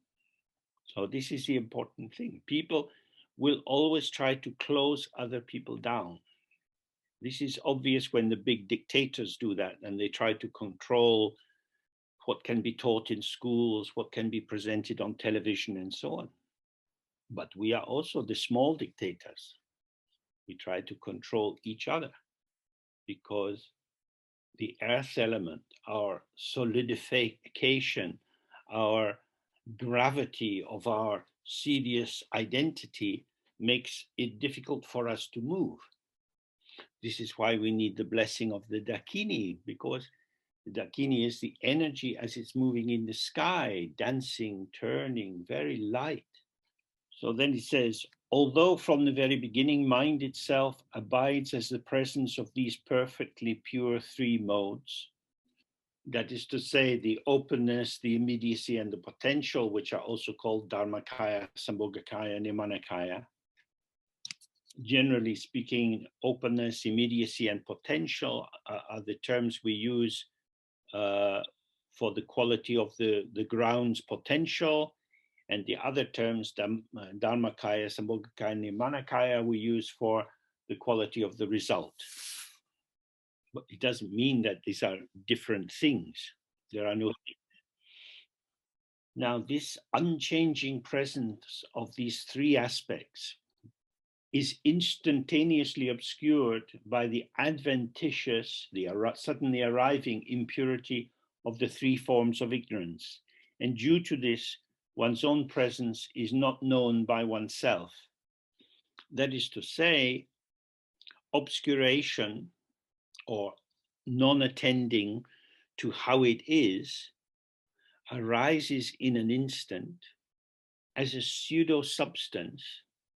Something is happening, And that gives a kind of hold, a kind of handle that you can take hold of, and the mind starts to elaborate and create all its various identifications.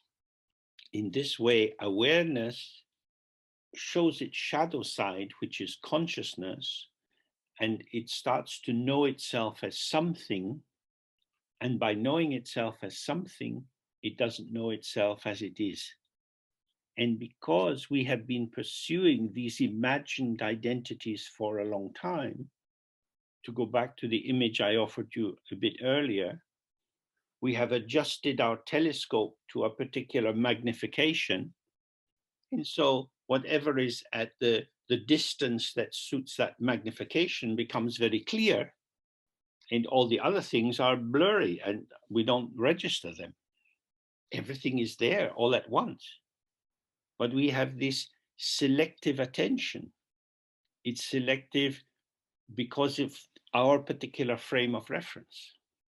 And this is our falseness, believing that how we are attuned, how we are tuned in, is the valency of truth. Okay, so we'll continue with the nature of delusion after the tea break. If we could just take 25 minutes and be back at 1:45. Thank you. Okay. So, just before we proceed, I am aware that I am going quite slowly. I'm aware that I give a lot of examples. So we need to decide if it's a good idea to continue in this way, but then we might need to arrange another meeting to finish the whole text. So you can send these little chat messages. So if you are happy with the speed we're going at, but it might involve another meeting, then please indicate. Otherwise, I will try to speed up, but I don't know if I can. Okay, so back to the text. The way of delusion. This in Tibetan, this is called trulluk. And trulba means a verb which can be indicating a kind of black magic, or somebody puts a spell on you, or you don't see clearly. And it's also linguistically a kind of cousin of the term used for the Nirmanakaya, tulku or tulpeku. So the manifestation of the Buddha in the world is like an apparition. It's an illusory body, which means that the ordinary reality of things, their substantiality, is incorrect. Substantiality is the delusion. Now, delusion in English is often linked with maybe someone having hallucinations or something like that. They don't see things accurately. They don't see reality clearly.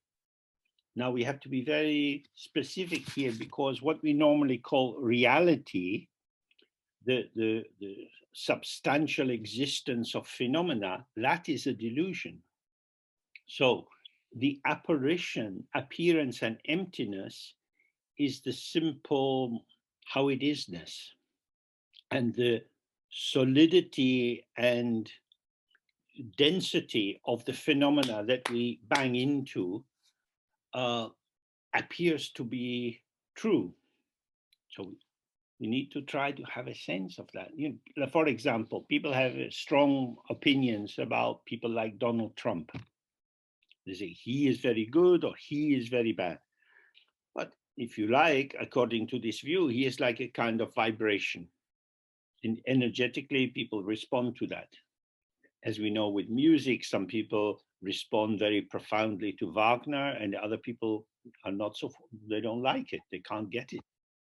People can have formal opinions like a professor of music, but in the end, music, it depends if you like it or not. So it's about a resonance. Clearly, the orchestra playing is vibration coming through the air. You can feel a vibration in your body, in your emotions, in your chakras. So if we think of delusion as a kind of vibration like that, it's a kind of a settling and a dulling, and an inability to access what is there. So it's well known, for example, in London, if you go in the underground, you have no permission to smile at anyone or speak to anyone.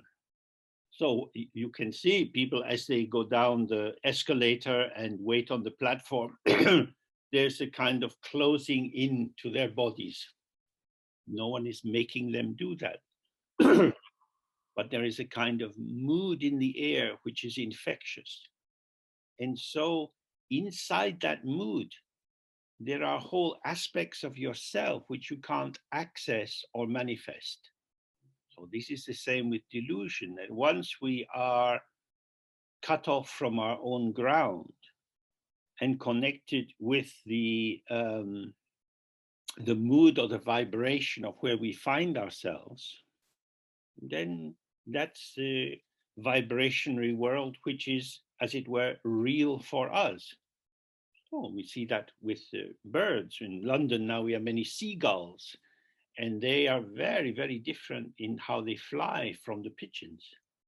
When the weather is very stormy and the wind is really howling, they enjoy so much to swoop and swerve in the wind. Oh, that's how they are. They're aerodynamic, how it fits the wind. They are at home in that.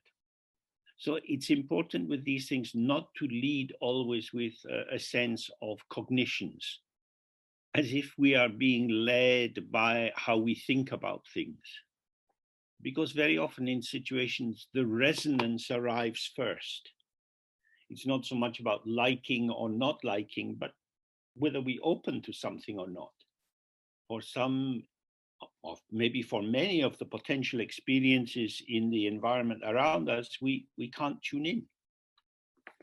So this is the limitation of our responsiveness. And when he's describing these three aspects earlier of the openness, the immediacy, and the potential goes in all directions. This is our deep, infinite potential. But that potential is limited by our body and by the culture that we're in, all the factors of the environment we have internalized and made part of our own personal identity. Okay, so it's going to go through three levels or three modalities of ignorance. The first is co-emergent ignorance, by which innate recollection of or presence in the intrinsic way of mind as the three modes does not arise.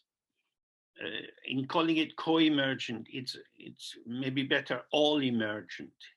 It's the Tibetan term is just equivalent of sahaj, which you get a lot in Hindu writing. Sahaj means spontaneous and perfectly formed in the spontaneity. So this not knowing or ignoring, because it's actually an activity, a performativity, it arrives complete in itself, just like that, instant. And it doesn't liberate itself because the natural non-dual undividedness, which is a kind of recollection, but it's more subtle than that. It's just the all at onceness of everything appears to divide. So, for example, if you are out walking in the country, you're looking around, it's very beautiful, you feel quite at home with what's there, but you started to go on to marshy ground. You hadn't noticed that the earth was changing because you were looking around.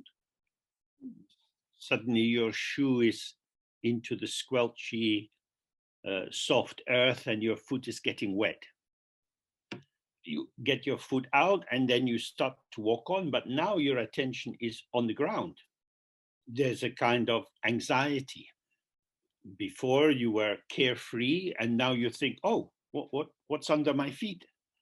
And this focusing of your attention in terms of safe, not safe, solid, not solid, is a bit like turning the telescope to bring a particular magnification. You're attentive to one arena or one aspect of the total environment. So this is what's happening, that the integrity of everything as the display of the ground is disrupted by a sudden emergence, which in its unusualness seems to be something. So again, say you're outside and in front of you, the sky is very nice. You haven't noticed that it's darkening behind you. And there's a sudden clap of thunder. Ah, you get a shock. What was that?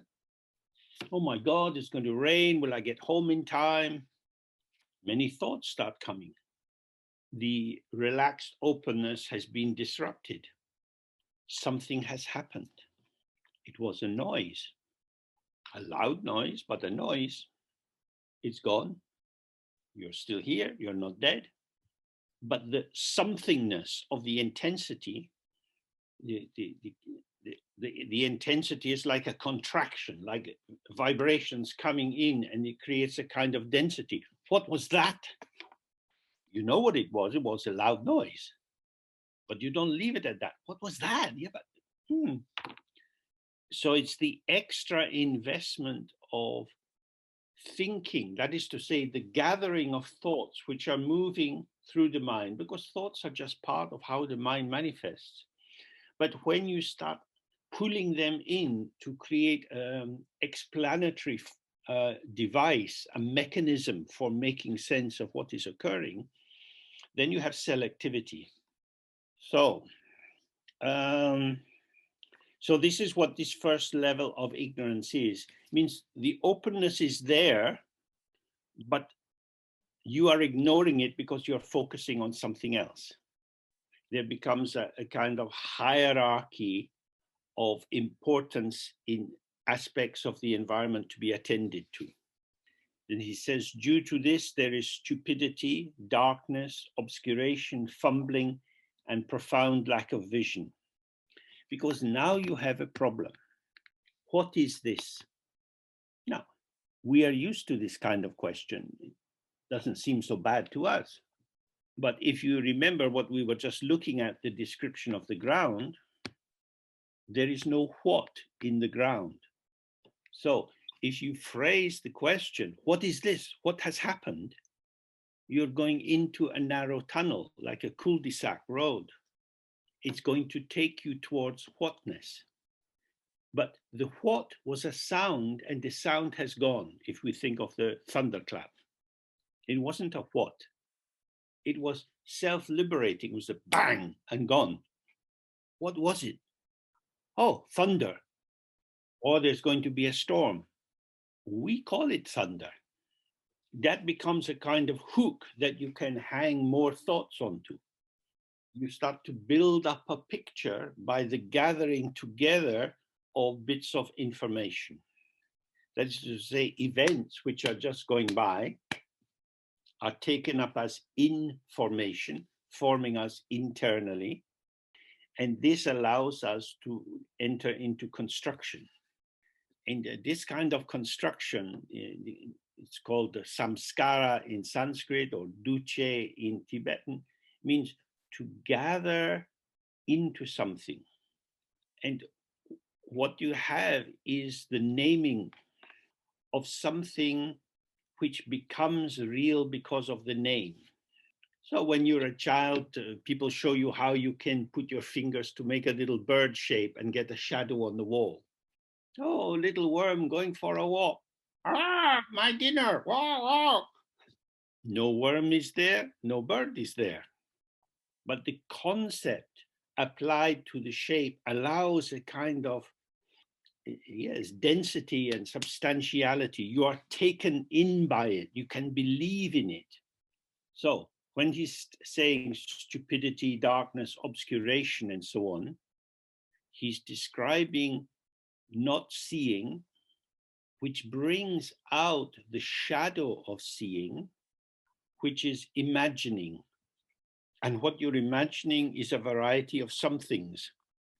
you're starting to imagine the world into being. And what happens in particular is that you believe that you are describing what exists out there, and this dislocates you into the three times, past, present, and future. The world has already happened, and so you have to play catch up. You're behind the curve after the event. I describe what has happened. And what is hidden in this is the fact that the description is actually the invention of what has happened.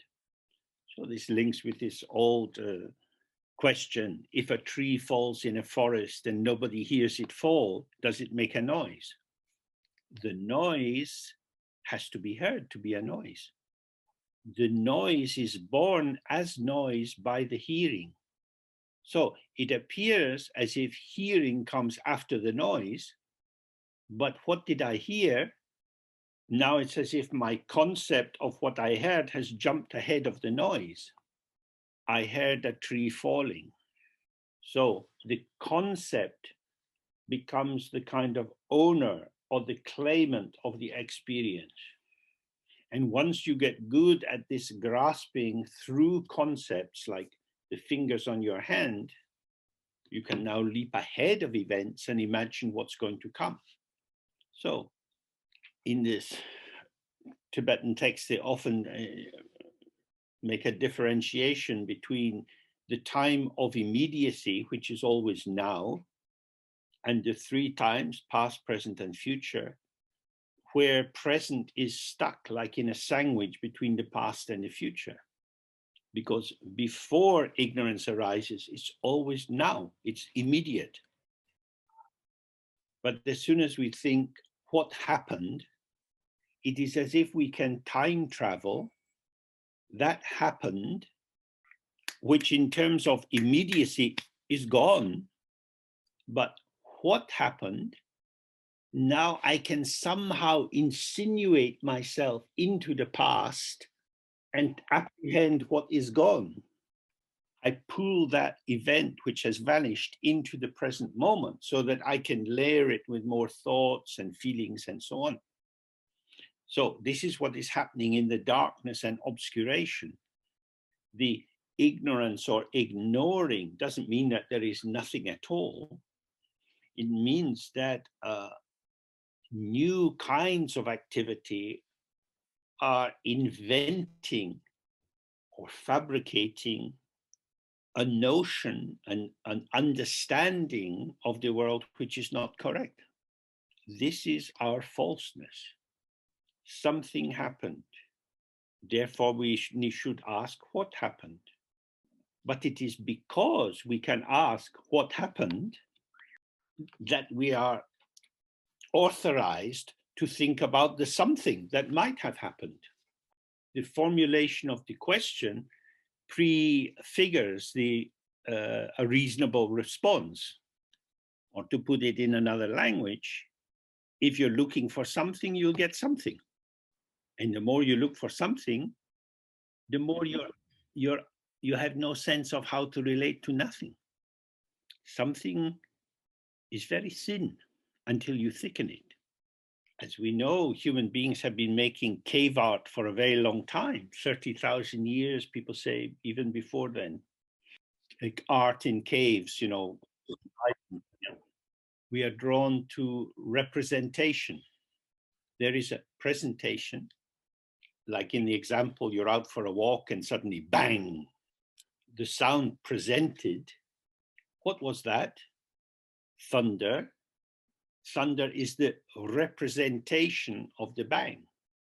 So if you hear the bang and someone says, what was that? And you say a bang, the other person is likely to get pissed off.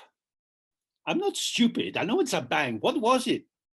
So the presentation is now too thin. I can't get hold of it. It was thunder. Oh, is that all? You had me worried. I didn't know. So you can see how having something to hold on to grasp at, calms the anxiety of not knowing, and we're at a very important crossroads. Instead of looking into the sound itself, of staying with what is occurring, we think about it and talk about it and put labels onto it. And this provides the pseudo clarity of dualistic interpretation, which obscures the immediate clarity of just this.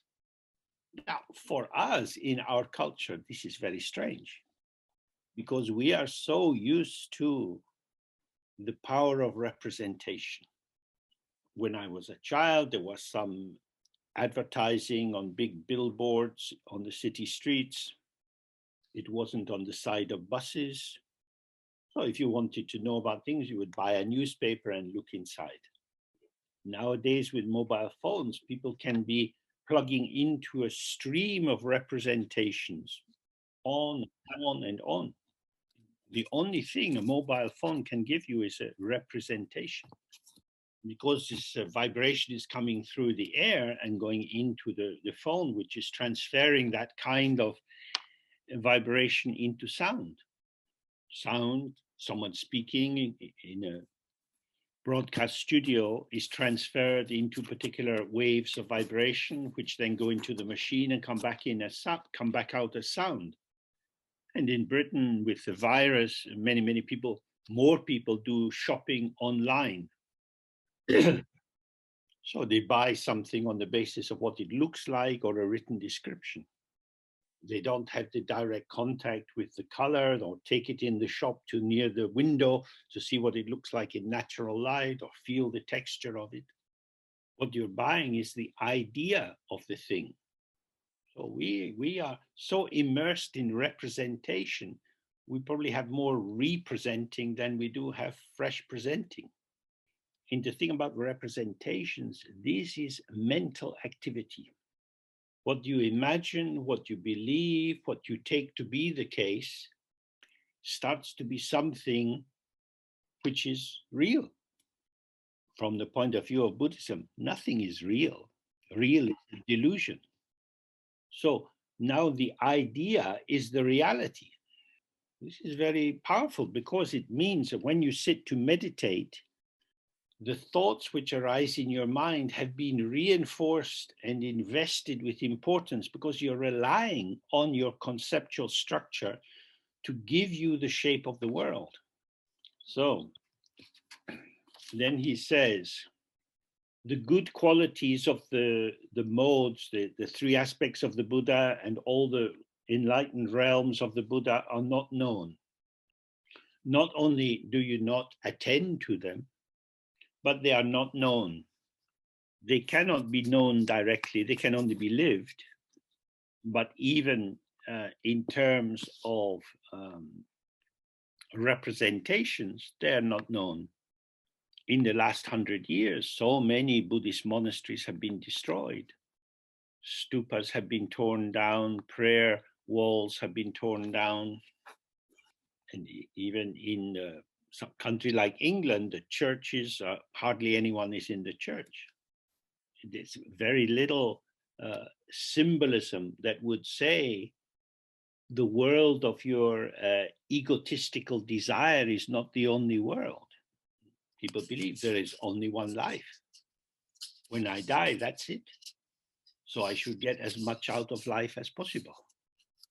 And this encourages a kind of ravenous hunger, a devouring of the world. But this is all there is. For many people, it's like that. They go through the whole of their school and they're never introduced to any transcendent notion. You need to study hard and get a good qualification, then you get a good job, and then you get a good life. There's something you can get. It's waiting out there. You just have to take hold of it. You can get what you want. It's up to you. There's no notion of karma in that way of thinking.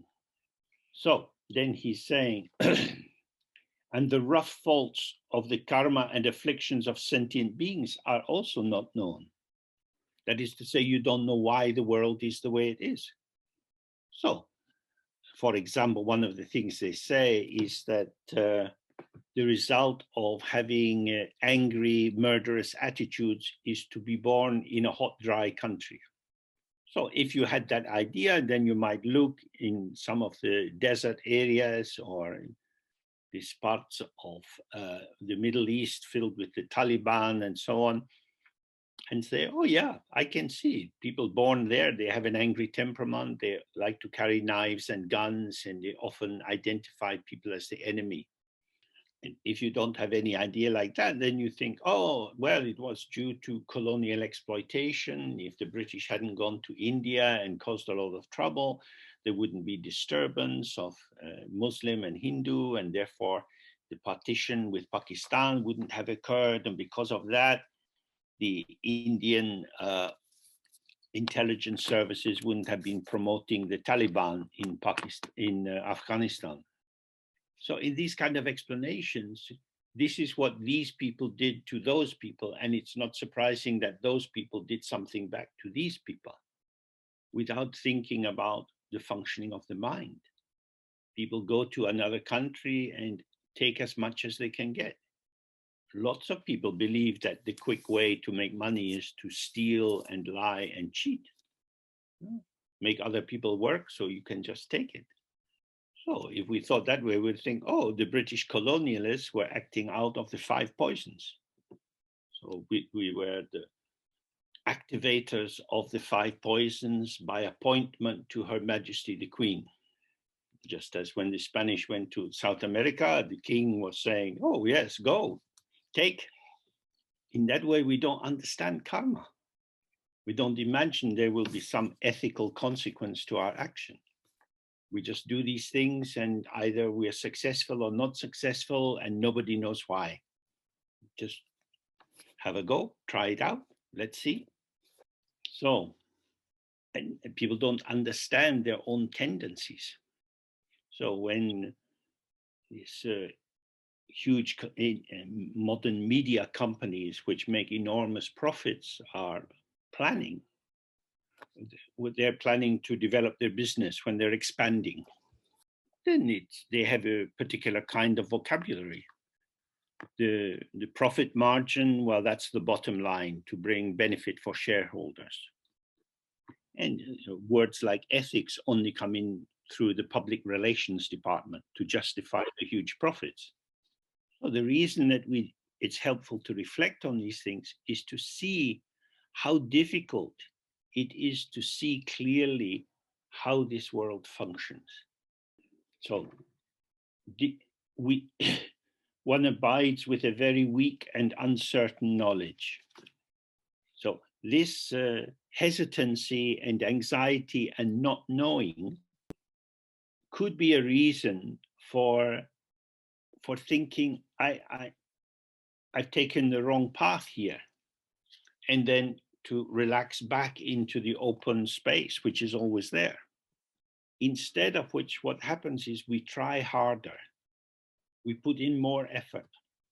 So when we're reading, like before, about immediacy, it's meaning everything arises in an instant, fully formed, without effort.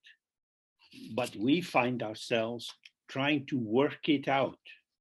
Okay, so it says, due to the arising of the subtle habits of attachment to this previously arisen ignorance, and due to the unpredictable influence of the objects of the six senses, consciousness appears to be internal and unpredictable, and then events and conditions are believed to be real. So the dull quality of ignoring, of fixation, gives you something to hold on to. You would be better off to relax and just go with the flow, because the one who is holding is not a one, is not a person. It's a pattern of energy, which is part of the flow of energy. We are manifestation. We are the showing of energy. We are I mean, now you can see these wonderful films about the development of a fetus. Then the baby comes out and it's drinking milk and it's putting out strange colored shit. And gradually, this little human being is starting to operate. You call this child Mary or John, and it or that small person seems to be someone. But every day, this small person is getting bigger. They are movement, energy, growth.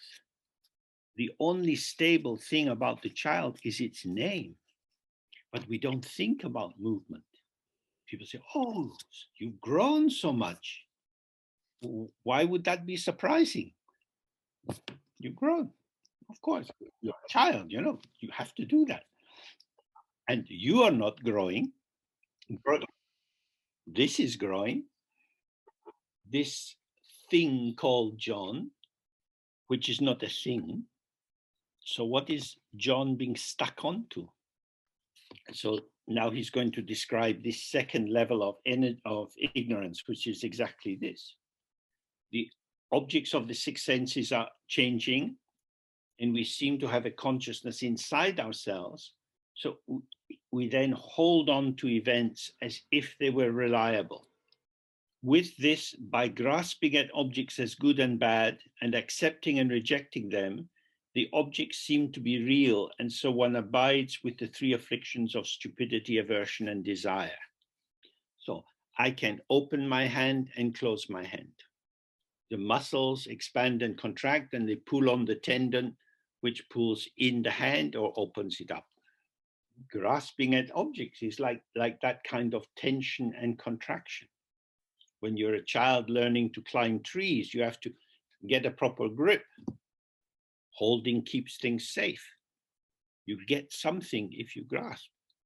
So in ignoring, you are cut off from your own ground, the site of your belonging and inclusion.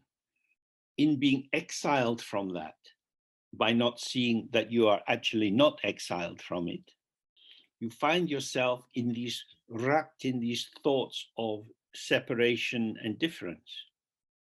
I am inside myself.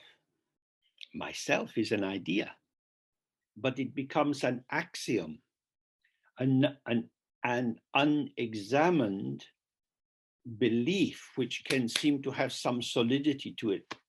Here I am, this is me, and my mind is inside my body. And the more reliable these beliefs are, the more these appear to be truth. And so it says the objects seem to be real. By knowing all these real things, I become knowledgeable. And he says, and so one abides with the three afflictions of stupidity, aversion, and desire.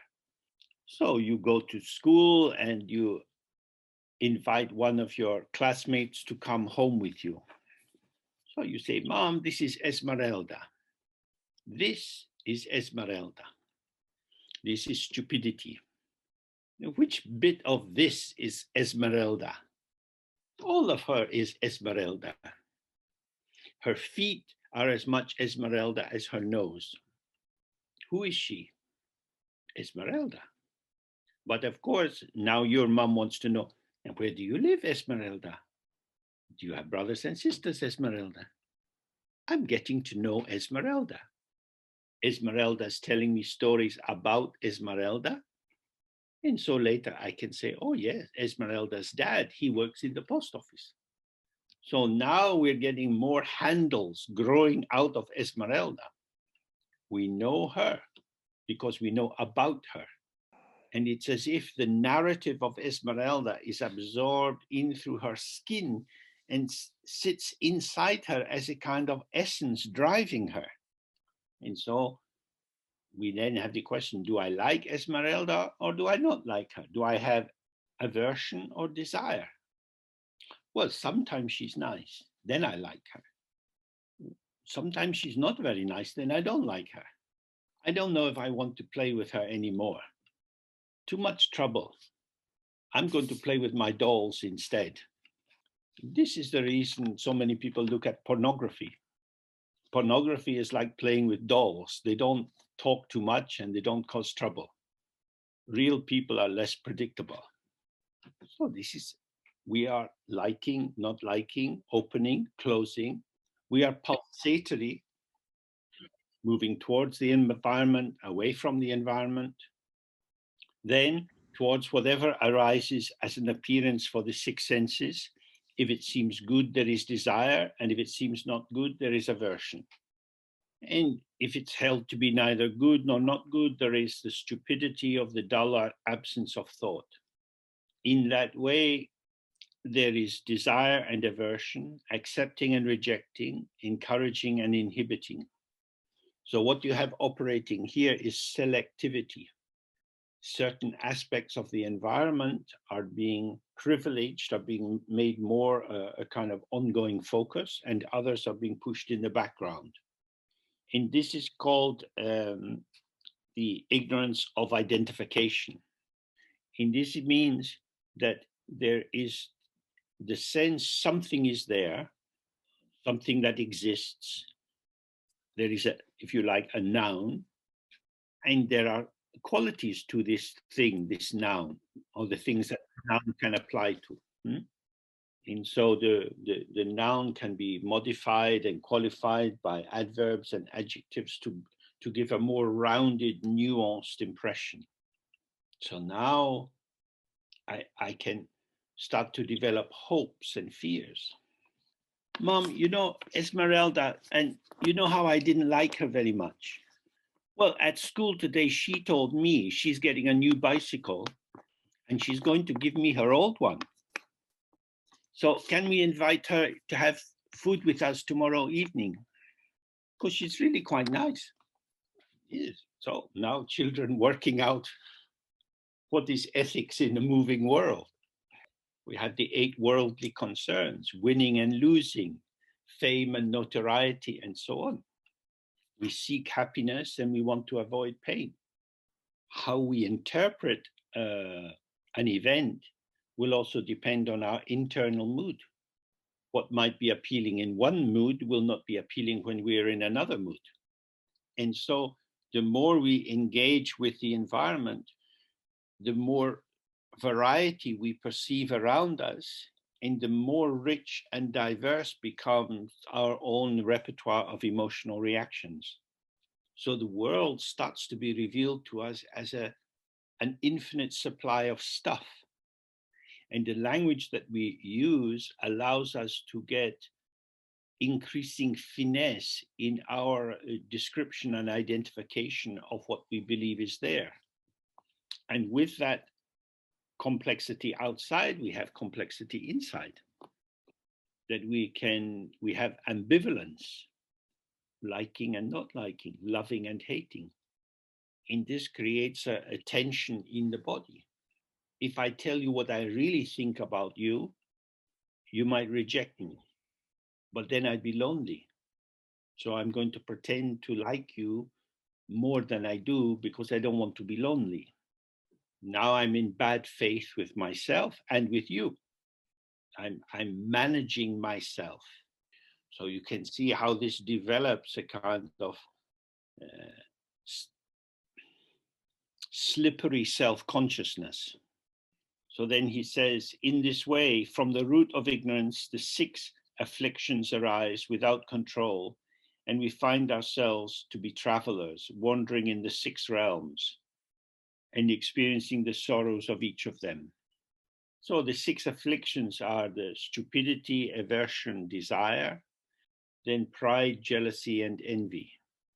And whichever of these afflictions is most dominant leads to your birth in one of the realms which is particularly linked with that emotion. So this is not a purely idealistic vision. It's not like everything is just in the mind, as if it was my mind that was imagining it, but rather, moment by moment, as I selectively perceive, as I develop an intention towards what I perceive, and as I enact that intention and allow it to ripen without feeling regret, I come to allow the generation of little pockets of latent potential. And these little pockets or bubbles can open, and suddenly a little pulse of that intentionality carries me into a particular decision or way of behaving. Now, this is actually quite terrifying, especially when we start to see through observing and being close to ourselves that our formulation of our behavior usually comes after the fact. That is to say, I notice that I have done something, and now I can explain to myself or to you why I did it. But in the moment of launching myself into it, I just did it. The narrative arrives after the fact. Given that this is the case, the tools that we have for reflective thought, which are based on narrative analysis, are too late. I'm doing these things and I don't know why. And yet I still have to carry the consequence. So clearly the exit from this is to return to where we have never strayed from, which is to be part of the effulgence of the unborn ground. But I don't know the way back. The way back is simply to be here, which is what we do through the Guru Yoga of the White R. But instead of seeing the ground has never been lost, the ground cannot be lost because it is the ground of everything. It is also the ground, as he said earlier, it's the ground of samsara. So don't try to change anything, just be open, and then you will find yourself where you have always been. But if nobody has ever said this to us, how would we know? We think we're in trouble. We know that we should try harder. So we keep doing more, making our life more artificial, more conceptual, more alienated from itself. So he says, this is called the ignorance of not understanding cause and effect. And then this demonstrates the way the three forms of ignorance ripen into the result of samsara. That is to say, everything we experience, problems at work, holidays with the family, whatever your life is, you have so many words to describe it and comment on it. We know how to talk about our life. We can even say what it is, but it's not a what. And what we say and think about it never reaches it. We're wrapping ourselves in representations while looking for freshness. If you were to take a video camera and focus it on the wing mirror on your car, and you drive even just for 10 kilometers, and then you sit and review the video of the reflections revealed in the wing mirror, this will give you a sense of your mind. We're thinking about thinking about thinking. What is fresh is only representation, but the reflection was in the mirror. Your mind is the mirror and the reflection. You can't get a reflection without the mirror. Oh, I am so full of reflections. If only I could find an empty mirror. Even the Buddha doesn't have an empty mirror. If the Buddha had an empty mirror, he wouldn't have any compassion. Compassion is to have reflections in the mirror. Wisdom is to know that reflections are only to be found in the mirror. So we don't have to look somewhere else. You have reflections, you are the mirror, so why are you pretending to be a reflection? So tomorrow we can look more at this. Have a good evening. I hope this has been useful in some way. And thank you to our translators, and we meet at 10 o'clock tomorrow morning. Hoi, hoi. Obrigado, James. Bye, Gracias. bye, bye. Gracias. Thank you so much. Bye. Thank you. Bye, bye. Thank you. Dankeschön, James. Morning, James. Good morning. Good Another morning. day. Morning. Morning, James. Morning. Morning. Morning, Robert. Already? Hi. Good. Morning. Ricardo. James. Hi. Anna. Good. Hello, Robert. Hi, Agnes. Hello, everybody. Okay. Good. So again, today I'm tracking the Spanish. Can everyone hear okay? Good. So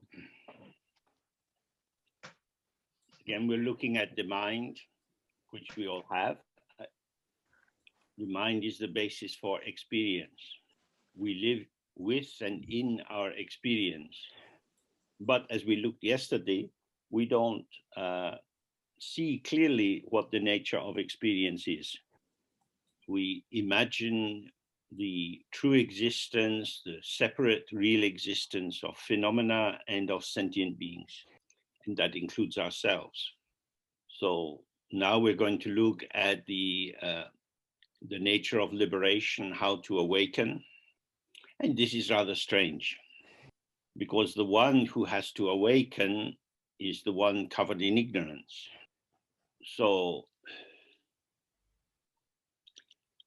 if you like, somebody wants to take a photo of your brother. They have the camera ready, your brother is ready, and you run and stand in front of your brother. I am the one to be photographed. You and your brother came from the same mother, but you would like all the attention. So the one who wants all the attention has to get out of the way, but he doesn't want to get out of the way. So this is our problem. I want to be special. And the Buddha says, you are very special, but you're not special the way you think you're special. You think you're special because of how you speak and how you dress and what you want to get for your birthday. But you are special because you are the radiance of the heart of all the Buddhas. If I am the radiance of the heart of all the Buddhas, does that mean that I get a really good bicycle for my birthday? Can I have both? Because if I can't have both, I'm going to stand here in front of the camera. So the ego is a patterning of energy which grasps at phenomena to create always a shifting field that it can inhabit. And this very grasping is how we get very little.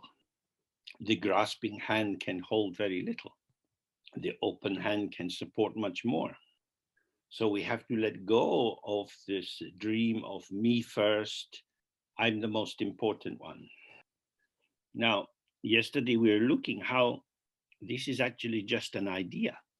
It's not that I really exist and I have to die or I have to be sacrificed. I is an idea. It's a functioning idea. If you're in a building like a school and you shout fire, people will get up and run around. Ideas can mobilize a lot of energy.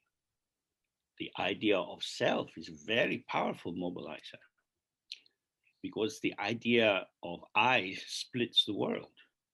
It splits it into self and other. There is me and there is everything that is not me.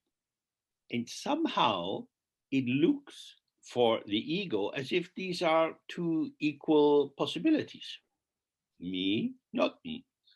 Not me includes the vast oceans, the continents, airplanes, ships, elephants.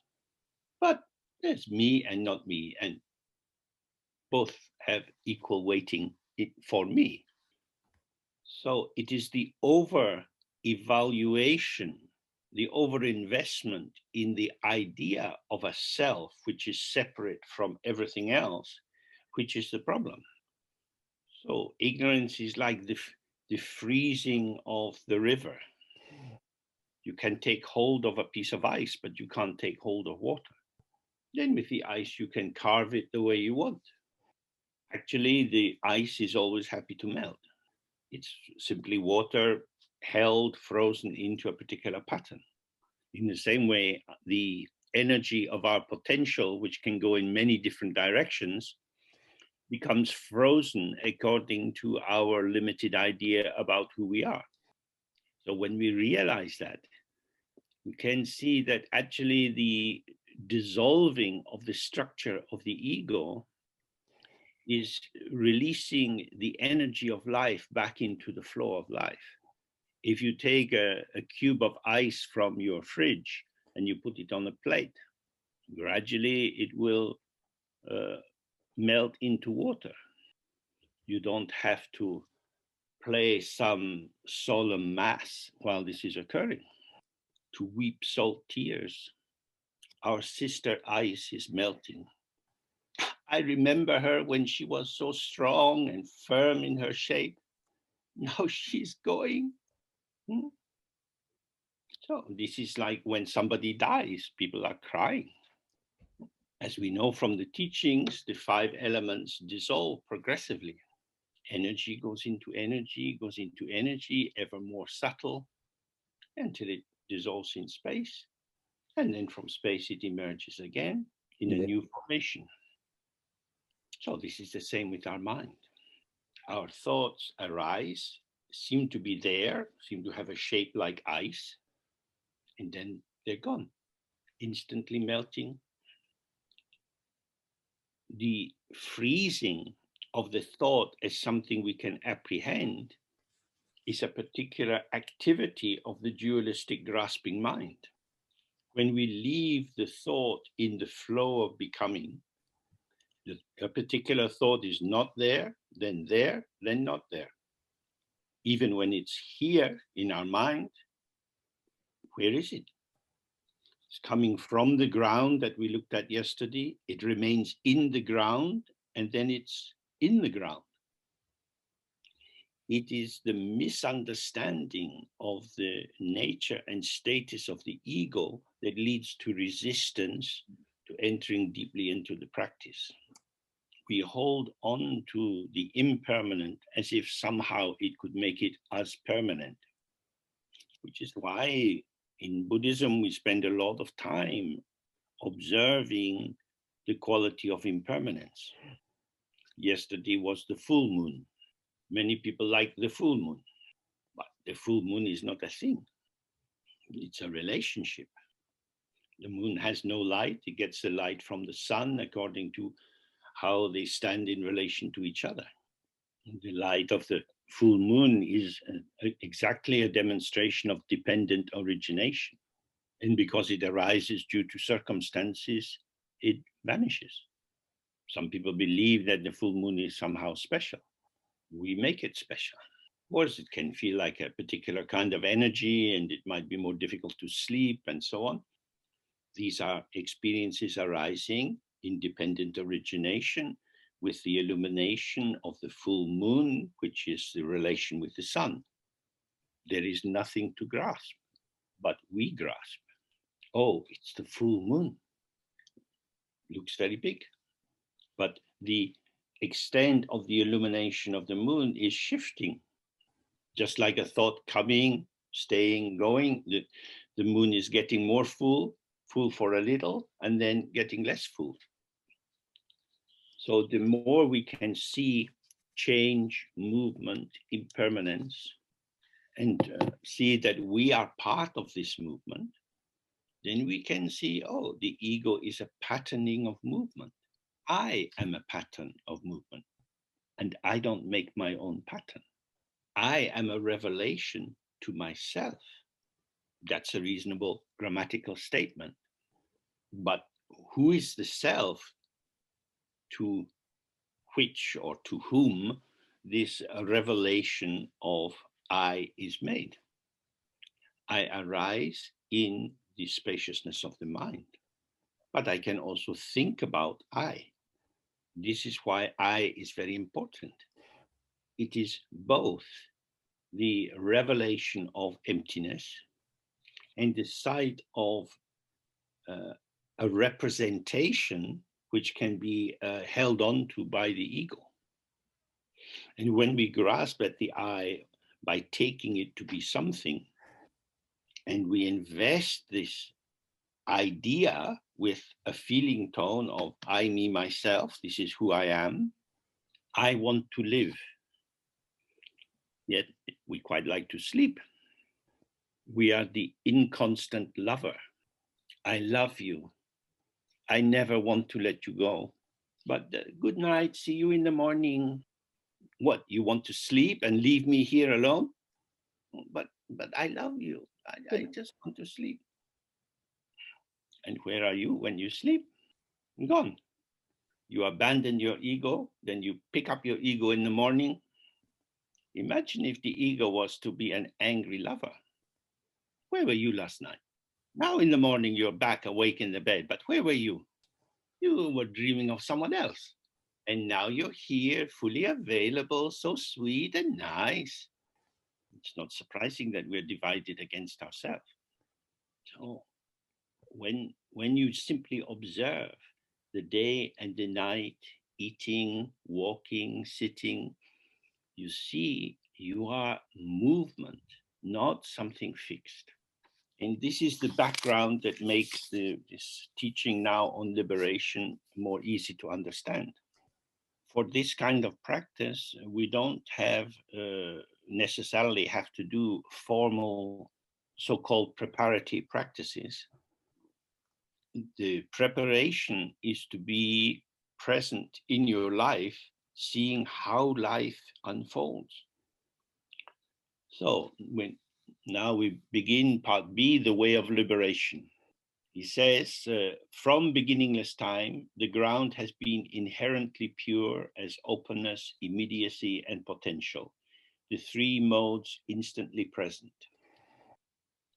So although we say the ground, and it sounds like the basis of something, what he's saying is that the ground is present as open emptiness, its display, which is everything you encounter, and its energy or expression or potential, which is movement within it. This is the meaning of the circle or the whole or the great completion. There is no path. We're not going anywhere else. We wake up by being here and seeing how is here. And this is a mutually regulating truth. There is display, everything you see, but it's not the display of something because it is inseparable from openness or emptiness.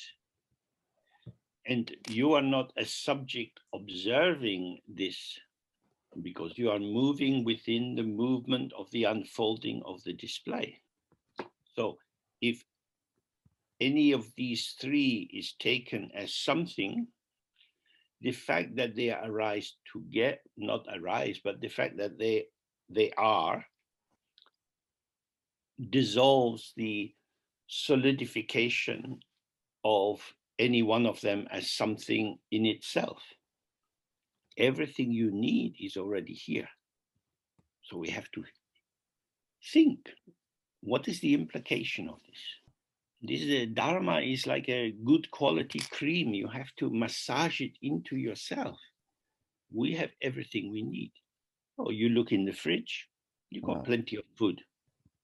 I think I'll go to the shops. Why? You have plenty of food. Oh, I want to go to the shops. What are you looking for? Distraction. So, as we'll come to the meditation teaching soon, when you need to be active, when you feel that there is something you have to do, look carefully. What purpose is being served by this activity? I need to do good things in order to become enlightened. This is the view of general Mahayana Buddhism, where you have to gather the two accumulations, the accumulation of merit and the accumulation of wisdom. You don't have enough of them because the starting point is, I am a sentient being wandering in samsara. I am a small person. I make mistakes. I'm sorry for the bad things I've done. So for meditators, we have to be very careful when you think of yourself in that way or talk of yourself in that way, you are making yourself. You are constructing this seeming limited person who has an excess of bad qualities and a deficit of good qualities. Because of that, you have to stop doing bad things and you have to increase doing good things. Then in order to do that, you have to have discrimination. You have to know the difference between good and bad. Hopefully it's clear from my description that this is a path of concepts. Dzogchen is not a path of concepts.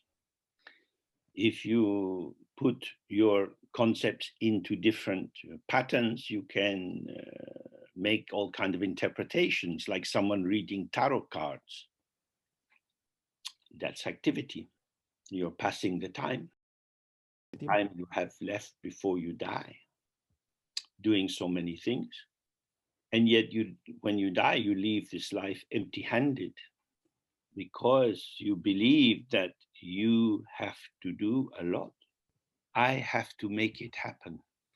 Now, in terms of being a sentient being in the world, this is quite a moral or even ethical statement. I have to pay my taxes. I have to clean the shower. I have responsibilities. If I don't do them, they won't be done. But the Dzogchen teaching is very, very different. So it's vital to see that the view is embedded in certain core beliefs. Generally, we have a division between the paths of the cause and paths of the result. In the paths of the cause, we believe that we have a potential to get enlightened, which is the basic cause, but it has to be developed just like a farmer planting the seed, watering the shoots, removing the weeds, and so on. That is a way of thinking about life. But as with Tantra, Dzogchen is a path of the result. That is to say, we start with the result. We act as if the result is here. So in Tantra, you imagine that you are a deity. You are an enlightened person and you see yourself as Tara or Padmasambhava. In Dzogchen, we don't use that kind of elaboration, that kind of symbolic enrichment that gives us more texture to work with. What we are doing is we are hearing the teaching and working with this transmission. Everything we need is present. No Buddha is asking James Lowe to do more. The recipe is perfect. Don't add salt. It's delicious. But we want to be the cook. So this is what you will find when you practice meditation, that you are messing around with the recipe. The mind is a magical kitchen. Each dish arrives fully formed, perfect. But if you stand in relation to it, not as part of this perfection, but as the judge, the observer, then of course you want to add salt. My tongue tells the truth. My thoughts tell the truth. The Buddha never said that. We say that. We want to be a Buddha, but my kind of Buddha. You can try. It's a free world. So these three aspects are present in themselves without effort from the very beginning.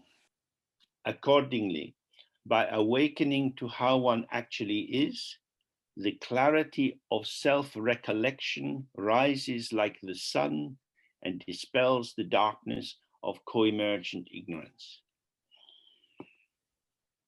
We awaken to how it is by opening to how it is. This means receiving how it is. being available for how it is. How it is infinite. If we position ourselves in terms of our finite limitation, our definition of who we are, then this pattern of I, me, myself manifests as a small vessel. It cannot hold very much. So when he says awakening to how one actually is, it means awakening from the dream of your imagining how you are and how the world is. The dream formations that you hold and move with all the time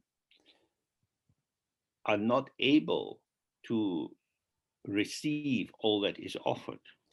The dreams of your childhood, the dreams of your current world situation, the dreams of the future you would like or fear. These mental formations, these patterns, which we seem to validate our sense of our own existence, they have no truth, except when we believe in them. They are made real and seemingly true by our belief.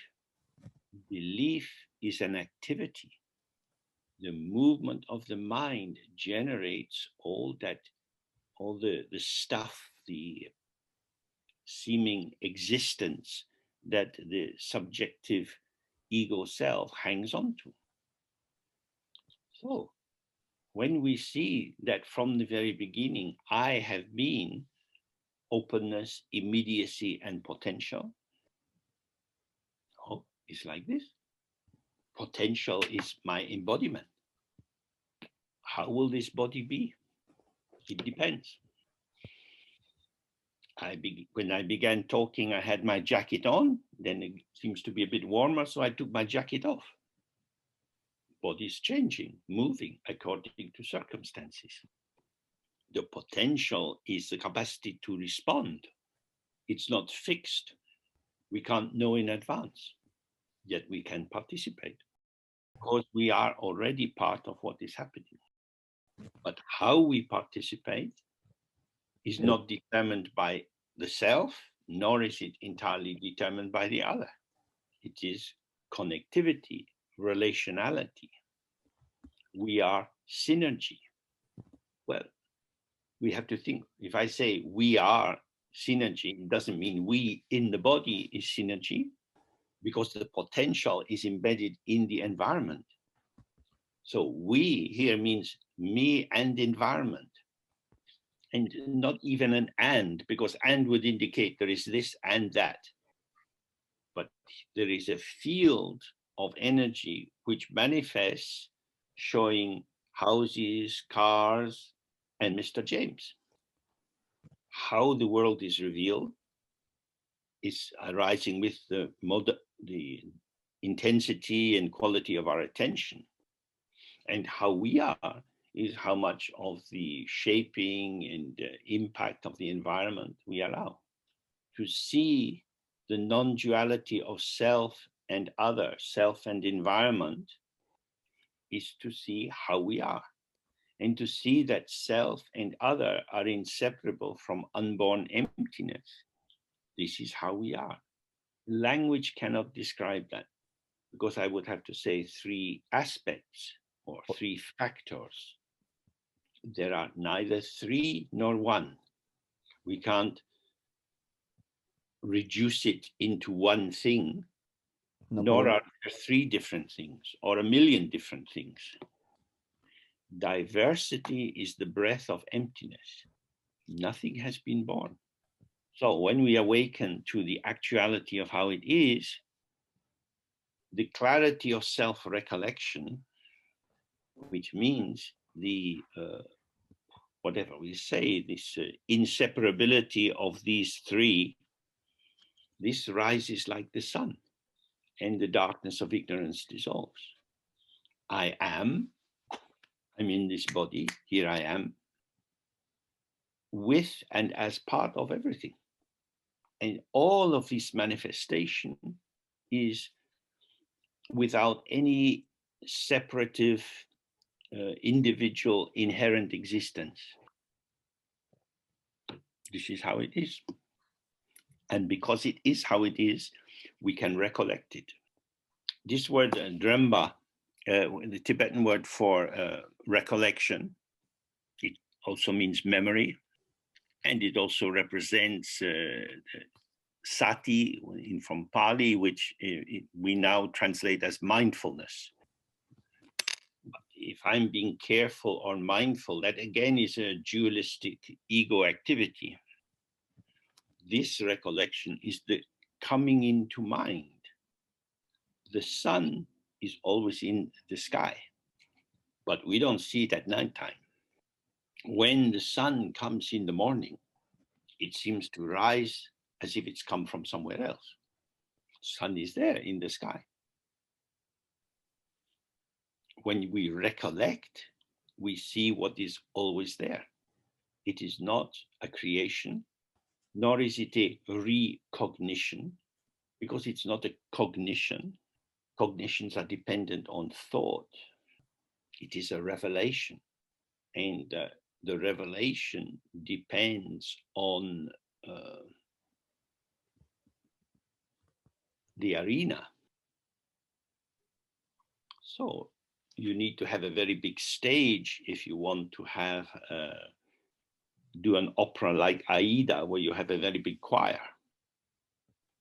So if you want the whole universe to appear, if you want this instant recollection, the clarity of self-recollection, then you have to have open, the openness of the mind, which is there from the beginning. The formations of the self cannot do this. So this, if you really hear this, it shows you exactly the problems of meditation. When you are sitting and you fuse into or fall into or merge into a thought or a feeling, you are born into that limited formation. It is as if it is you.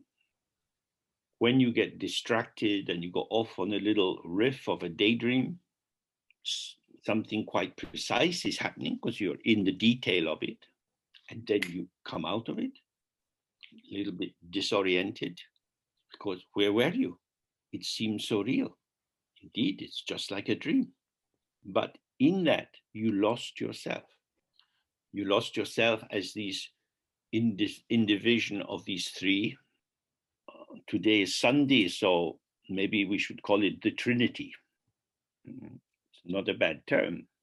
But of course, in the Christian version, they say 3 in 1. We have to say 3 in none. Anyway, you come out of the dream and you have to re-establish where you are.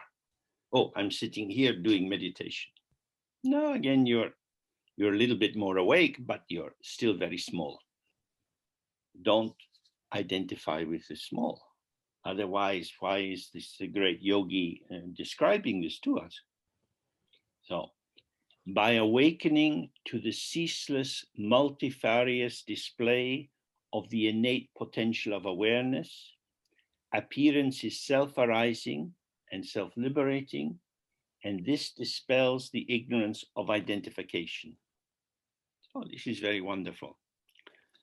So what we just looked at is when awareness reveals the integrity of these three, we call them aspects.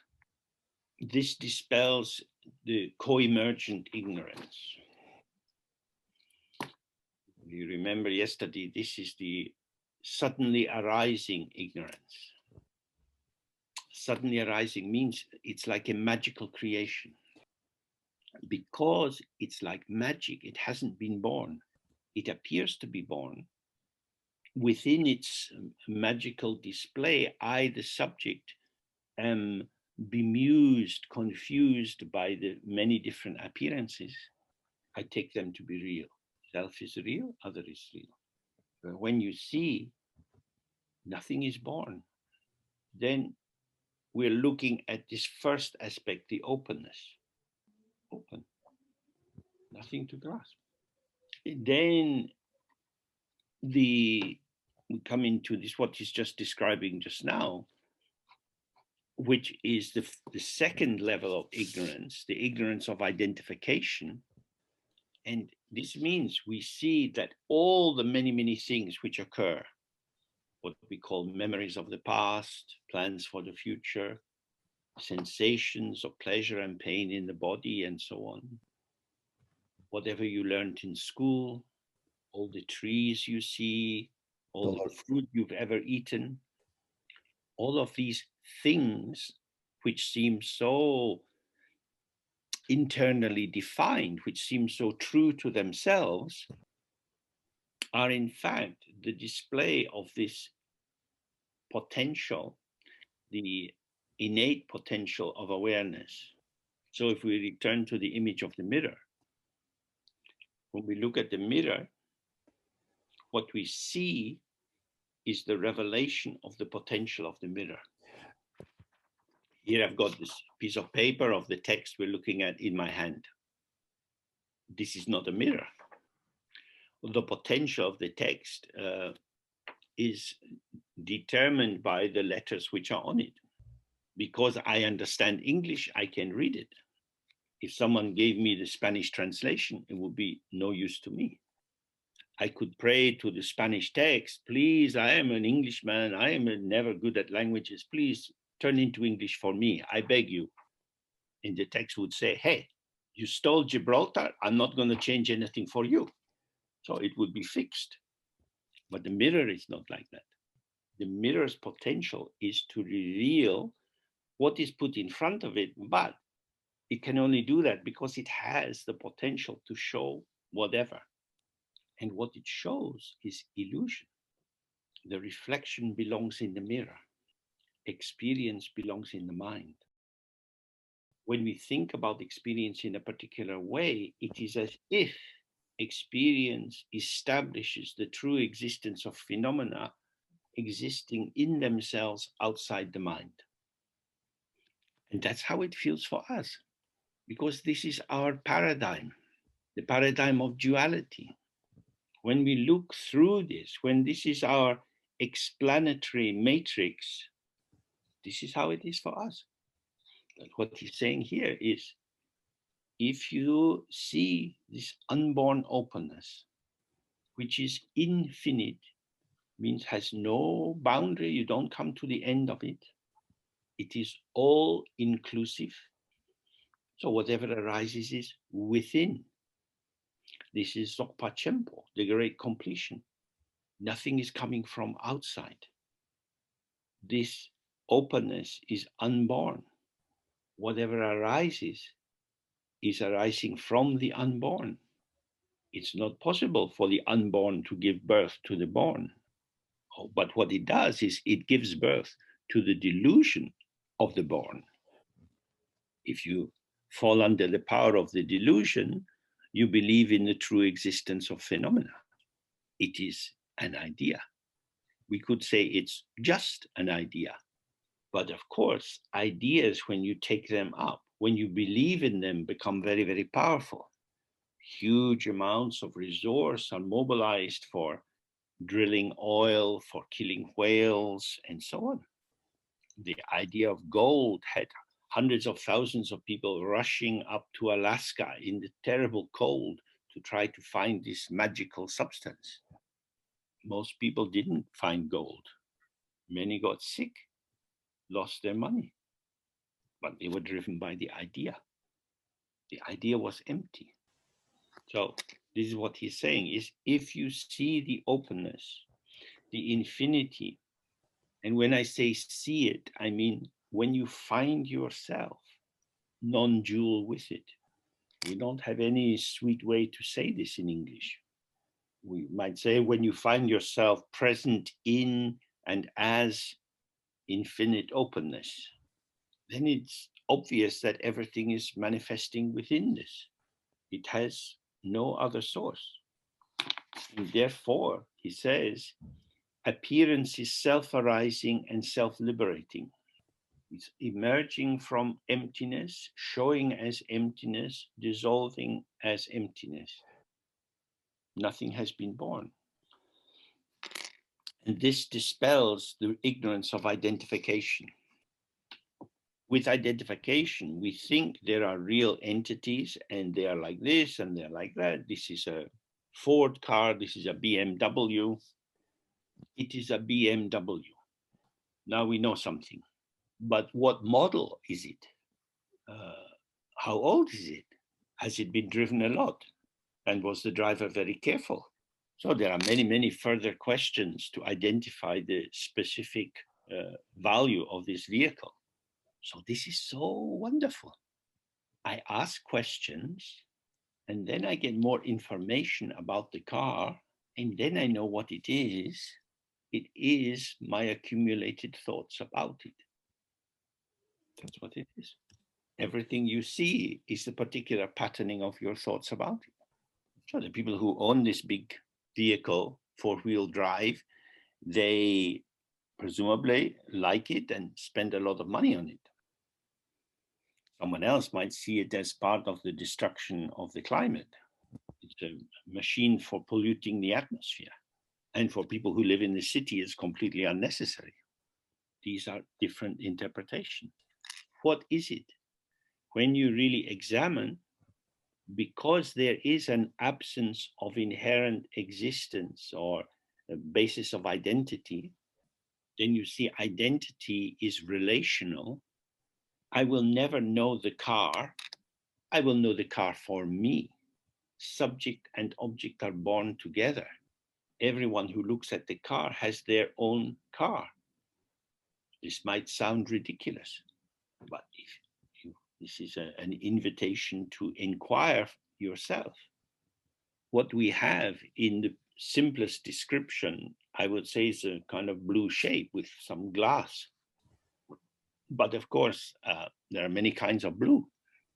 And because the light is coming from one angle, there are shadings in the blue because some is getting more direct sunlight and some is getting less. So what I have is a display of different colors, some with the angle of the way the body of the car has been brought out to cover the wheel, it's catching the light and looks very shiny. And other parts look to me like a kind of matte finish. They seem to be absorbing light rather than reflecting it out. So what I see depends on where I'm sitting and the time of day. The fact that we agree that there is a car is a car so meaninglessly abstract that it doesn't really help us. When we start to give the details, we're giving the details as they appear to me. And that depends on in this moment, the patterning of the arising of my interpretive faculties. I am making the car, not out of nothing. There is appearance. Now, what does this holy man told us? He has said, by awakening to the ceaseless multifarious display of the innate potential of awareness, appearance is self-arising and self-liberating. So we see everything is arising from the ground. You can look at the car for a little, then look away, nothing to do.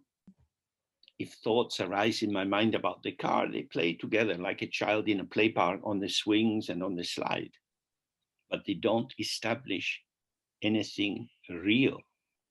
The real is the concept of the real. The actuality is ungraspable illusion. So the ignorance of identification is the idea. This is a real car and I can know real concrete things about it. When we see how many different ideas people can have about the car, we realize no amount of thinking establishes a stable truth. Identification is an open game. That's why we have lawyers. They are paid to invent stories about situations. My client is a very good person. The reason he had a knife in his hand because he was going next door to the neighbor to cut their bread because they have arthritis in their hand. He is a good man. And unfortunately, he was attacked by someone in the street. Lawyers can say anything. Their duty is to their client. So If your client is your ego, you can tell a lot of stories. So this is something we can each examine again and again. When you are talking with a friend and you disagree about a film or a book or whether it was a good pizza, you can enter into the discussion on the basis there was a film, we saw the film, we're discussing the film, the thing, or you could relax a little and see, oh, they are making these images for me, and I'm also making some images for them. Because there is no truth, we don't have to have conflict and difference as the basis for our dance. We are improvising.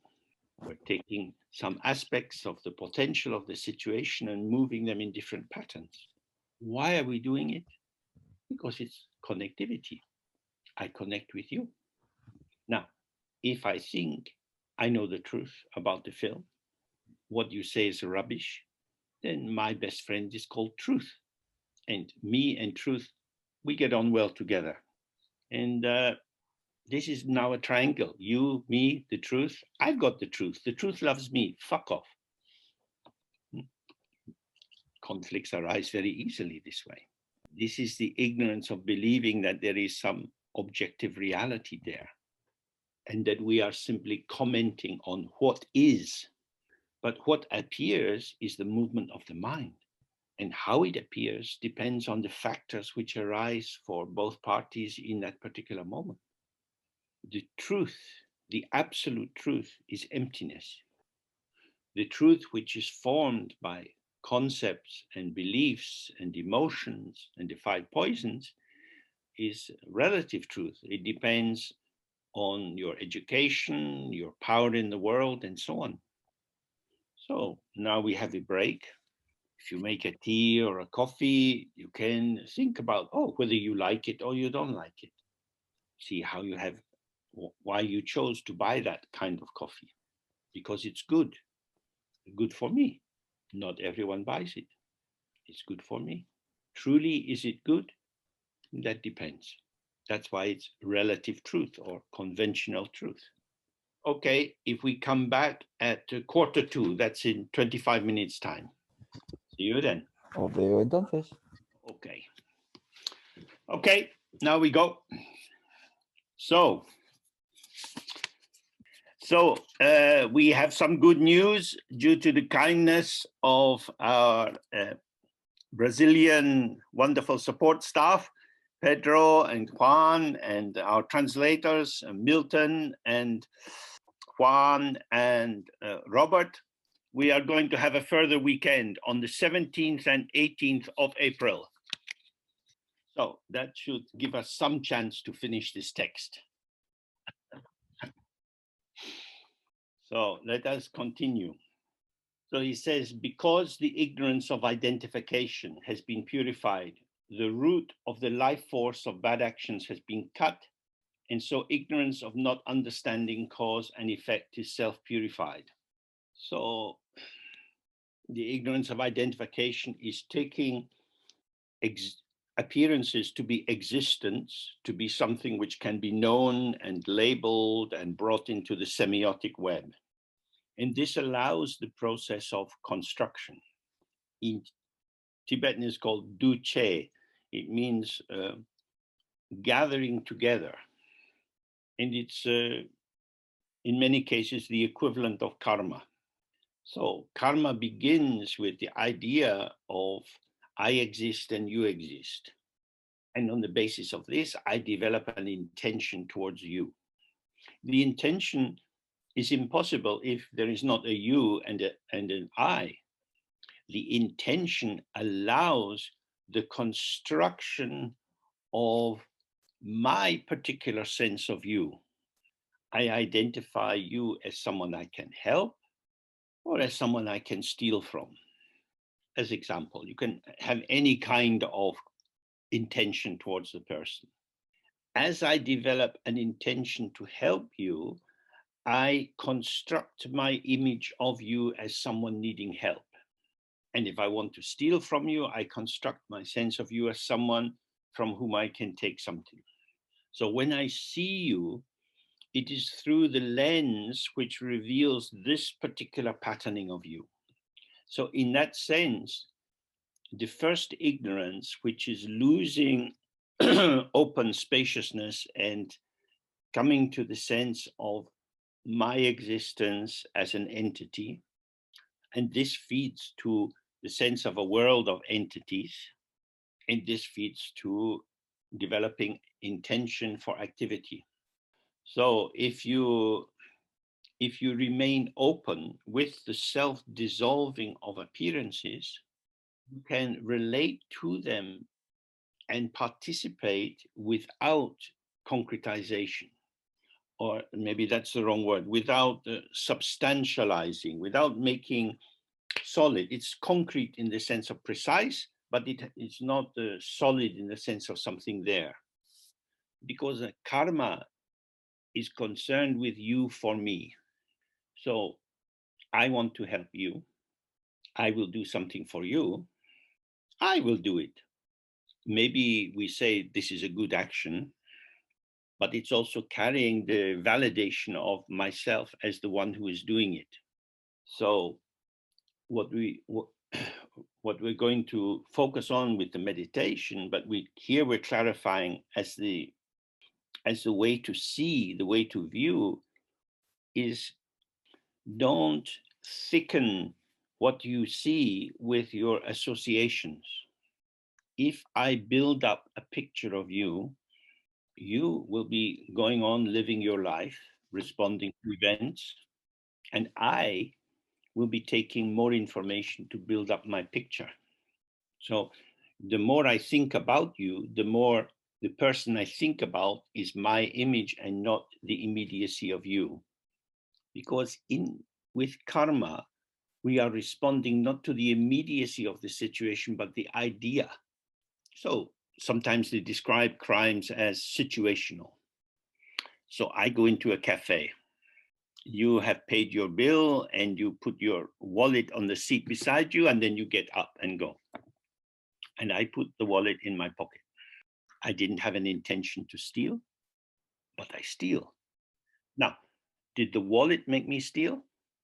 Or is it that I have a tendency, a latent, a kind of sleeping tendency, which is evoked with you've gone and the wallet's here and it's in my pocket.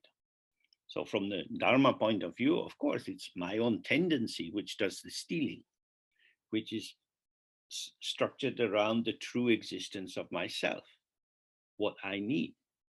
I've got your money. I have won. In that moment, I don't care about you.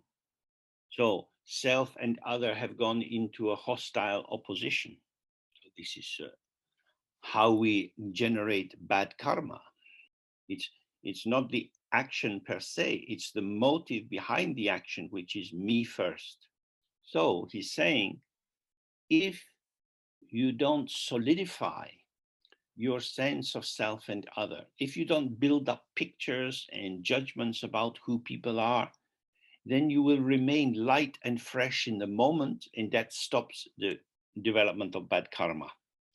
Then he says, moreover, those who understand their own falseness are known as Buddhas, and those who do not understand their own falseness are known as sentient beings. So as we looked a little yesterday, the falseness means to believe in one's existence as determined by signs. I am what I say about me. The description is not pure, because the description is massaging into what is being described a sense of true existence. So you can really see that James is a name, and the name can be repeated, and the seduction of the repetition is the sense that each time it's used, it is referring to the same person. Then I become dense. So somebody's calling James and I turn, and then later they say James and I turn again. And when they do it the third time, I say, what now? What do you want from me? Because I'm building up a sense of you having power over me by calling my name. Say James once and I will reply because I'm trained to be polite. But you keep calling James and come on, I don't have to respond, you know. And this is very interesting because it is as if when you say James, I have to respond like I'm a puppet and James is the string. My autonomy, my independence is subjected to the power of the name. So my falseness is not that I reply to the name James, but that I don't hear it in a light way as a gesture. I feel I have to respond. You are doing something to me. The falseness is in holding on to the idea of myself. So then I say, you're not entitled to keep calling me. Why not? What is James? Sound. What is the nature of sound? Sound and emptiness, like the sound of mantra. But I'm hearing it as catching me. I am making the sound serious and solid and important. And the reason I do that is because I take myself to be real and solid and important. And then we get the conflict. So the falseness is our lack of transparency. Light and sound moving through the air. If a sound goes out and it hits some strings or something which can vibrate, then it will set off a vibration. The thicker we become, the more we vibrate. So this is our own falseness to take ourselves as existing as something. Now, the invitation to do this is always available because all kinds of invitations or provocations come from the environment. I make them real. You say, James, I can just smile. I don't have to do. I feel obliged because I am in this matrix of call and response of the dualistic interactive pool. So just as we see a bull in a field with a big iron ring in its nose, we also can have this kind of ring. The ring in our nose is our sense of self. The rope is the power of duality, which seems to separate, but actually joins. I am James. You're not James. I am James. Independent, strong, powerful. But if you say James, I turn my head. This is the double edge of identification. It establishes something, but it creates these hooks as well. So the more independent you are, the more you are the leader, the more you respond. In so many countries at the moment, you can see how sensitive dictators are when people say you're an asshole. People are out protesting in the street. When the dictator wants to send in the army. How can you insult me? I am the leader. When you become the leader, you become very obvious, very visible. And we, your people, are not entirely conditioned by your public relations department. That's why, great leader, we can see you're an arsehole. The ego, even the most powerful, cruel dictator, cannot be entirely self-defining. That's why when we recognize our own falseness, we see that there is a real danger in positioning ourselves as something. We can relax out of this grasping and fixation and be a participant, be available. Due to circumstances today, I'm important. Due to circumstances tomorrow, I'm not important. My importance is relational and contextual. It's not intrinsic. So falseness is to hang on to an image of oneself as a truth. And then he says, but these terms, Buddha and sentient beings, are just conventional terms, for there is not a hair's breadth of difference between the intrinsic way of Buddhas and sentient beings. The intrinsic way, excuse me, the intrinsic way is how they are in themselves, how they actually are, not the stories about them. You can read descriptions of the Buddhas. that they have major and minor signs. They have a big dome on the top of their head. They have very long earlobes and so on. In the same way we learn about people, we say, oh, Maria's not very nice. And with Buddhas, we learn, oh, if the Buddha's hand goes down and touches the ground, this means one kind of Buddha. If it's in his lap, it's another kind of Buddha. And what he's saying is, this is all just ideas. This is just building up pictures. The actuality, the how it isness of all Buddhas is not different. And between sentient beings and Buddhas, no difference. Everything you need to know is in these three terms: the openness, the immediacy, and the expression. So then he says, they are separated only by whether they are awake to this or not. So the difference between the Buddhas and ordinary beings is not their size or shape or color or activities or qualities. These are the signs by which we allocate status and identity. This belongs to the second level of ignorance, the ignorance of identification. What is the difference between Kuntu Zangpo and Dorje Chang? Ideas. You can learn these ideas and then you can become a Buddhist scholar. And when you die and the elements are dissolving into each other, earth to water, ideas starting to move about, water into fire, a little bit like a fever. If you ever had a fever, you know you don't think too well in a fever. Now it's in the wind, thoughts are dispersing. At that point, although you can't speak, if all the Buddhas arrived and said, this is your chance, what is the difference between Dorje Chang and Kuntu Zangpo? Now, exam failed, go to hell. Don't trust the thoughts and knowledge, it's vanishing. Probably many of you have done exams in school, university, and so on. If you remember how much you have forgotten, then you won't have too much confidence in the intelligence of the ego. He said the key thing is to recognize the mind itself. And that means the first point, that it's open and empty. He says, in the middle of samsara and nirvana, there is just the letter A, which is emptiness. This is the actual truth. So in the Guru Yoga, we use the word A.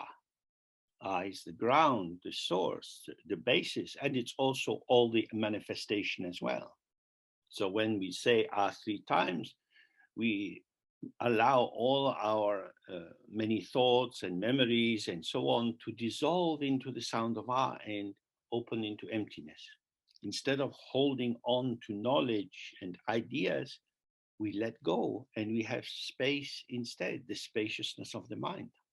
This is the first of the three statements of Garat Dorje, to awaken to your own original face, to see, oh, I, and anything I say about I is an expression. The ground of this expression is ungraspable. It has no shape or color. It doesn't come from anywhere, stay anywhere, or go anywhere. I am empty and I'm here. Being here doesn't contradict being empty. Being empty doesn't contradict being here. The openness of the mind doesn't block anything.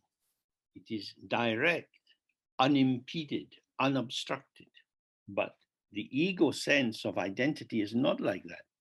We react. We're happy if people praise us. We feel sad or angry if people insult us. We have hopes and fears because we are manifestation. There are two aspects of this. Indeed, we manifest in the world with other people. And the nature or the quality of our manifestation is energy. Energy in its free form is moving. For example, if I bang on the table, the wood of the table resists my hand. But if I put the table outside and set fire to it, as the flames arise and the smoke arises, if I wave my hand, the flames are dancing and the smoke is moving. The energy is moving into another mode. It's freed from the fixity of earth element.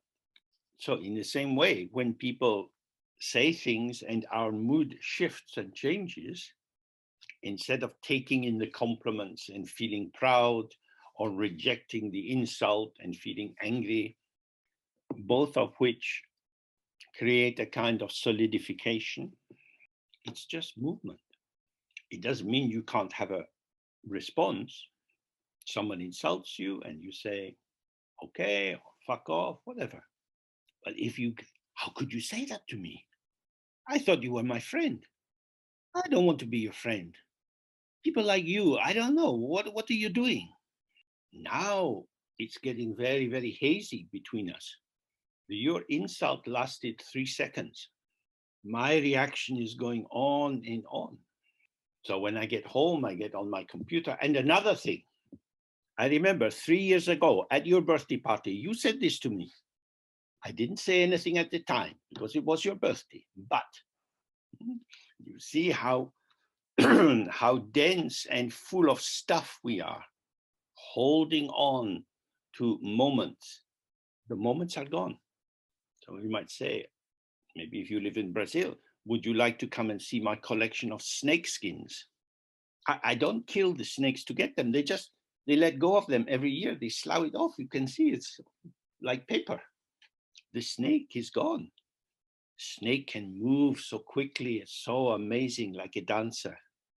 But I got this very dry skin just to remind me. So life is like that. Life in the moment is moving and fresh.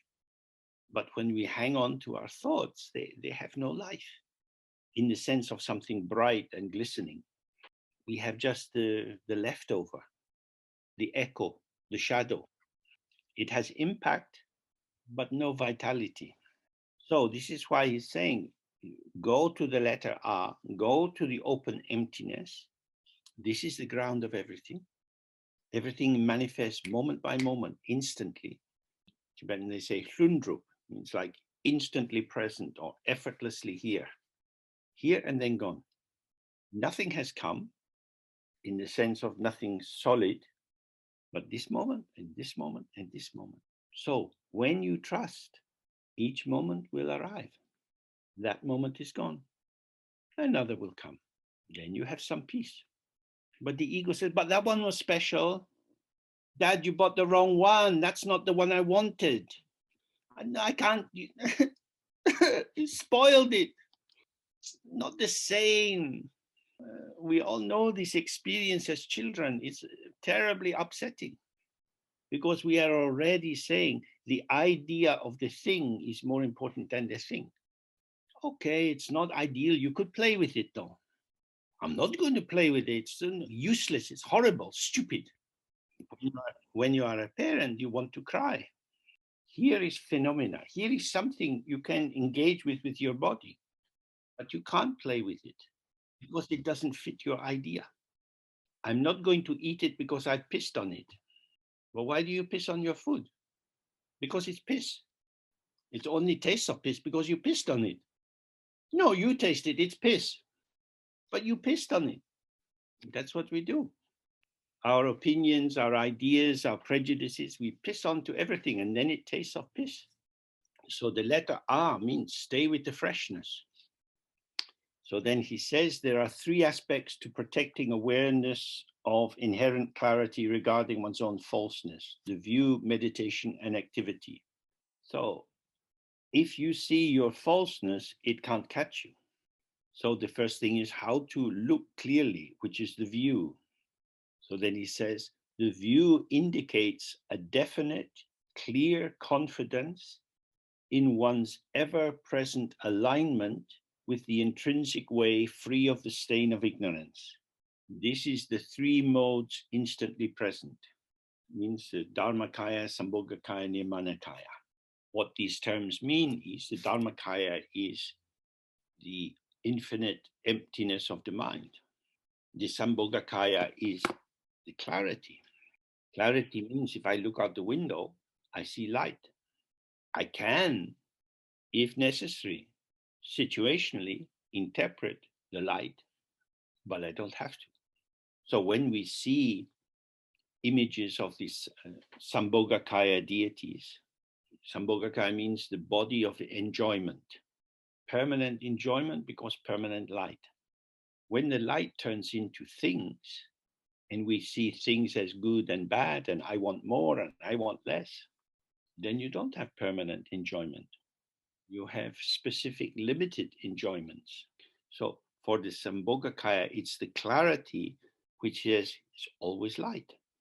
Then you realize it is my mind moving with thoughts, memories, interpretations, which is two aspects, which is like a prism bringing out the potential of the light. So it goes from clear light to colored light.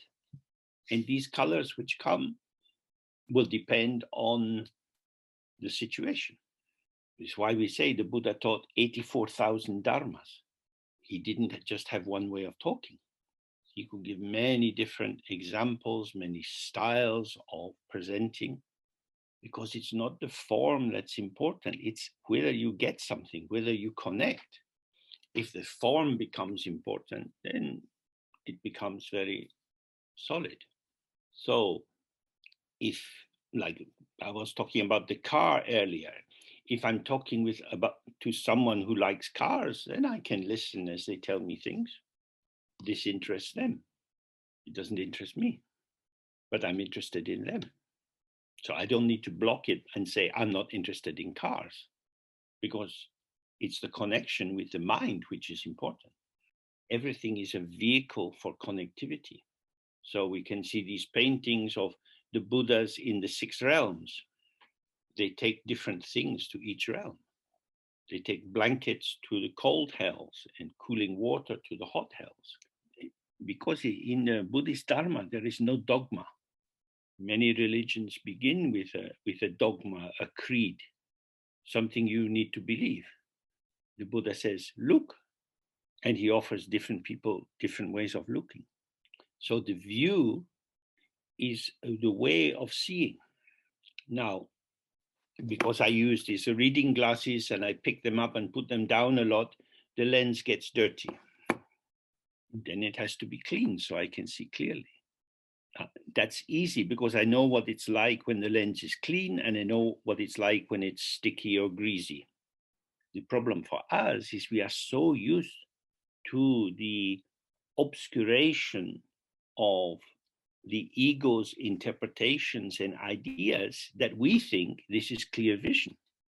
So when you think that obscuration is clarity, if the Buddha doesn't arrive to help you recognize your fault, you just continue in the same way. That's why the view is very important. So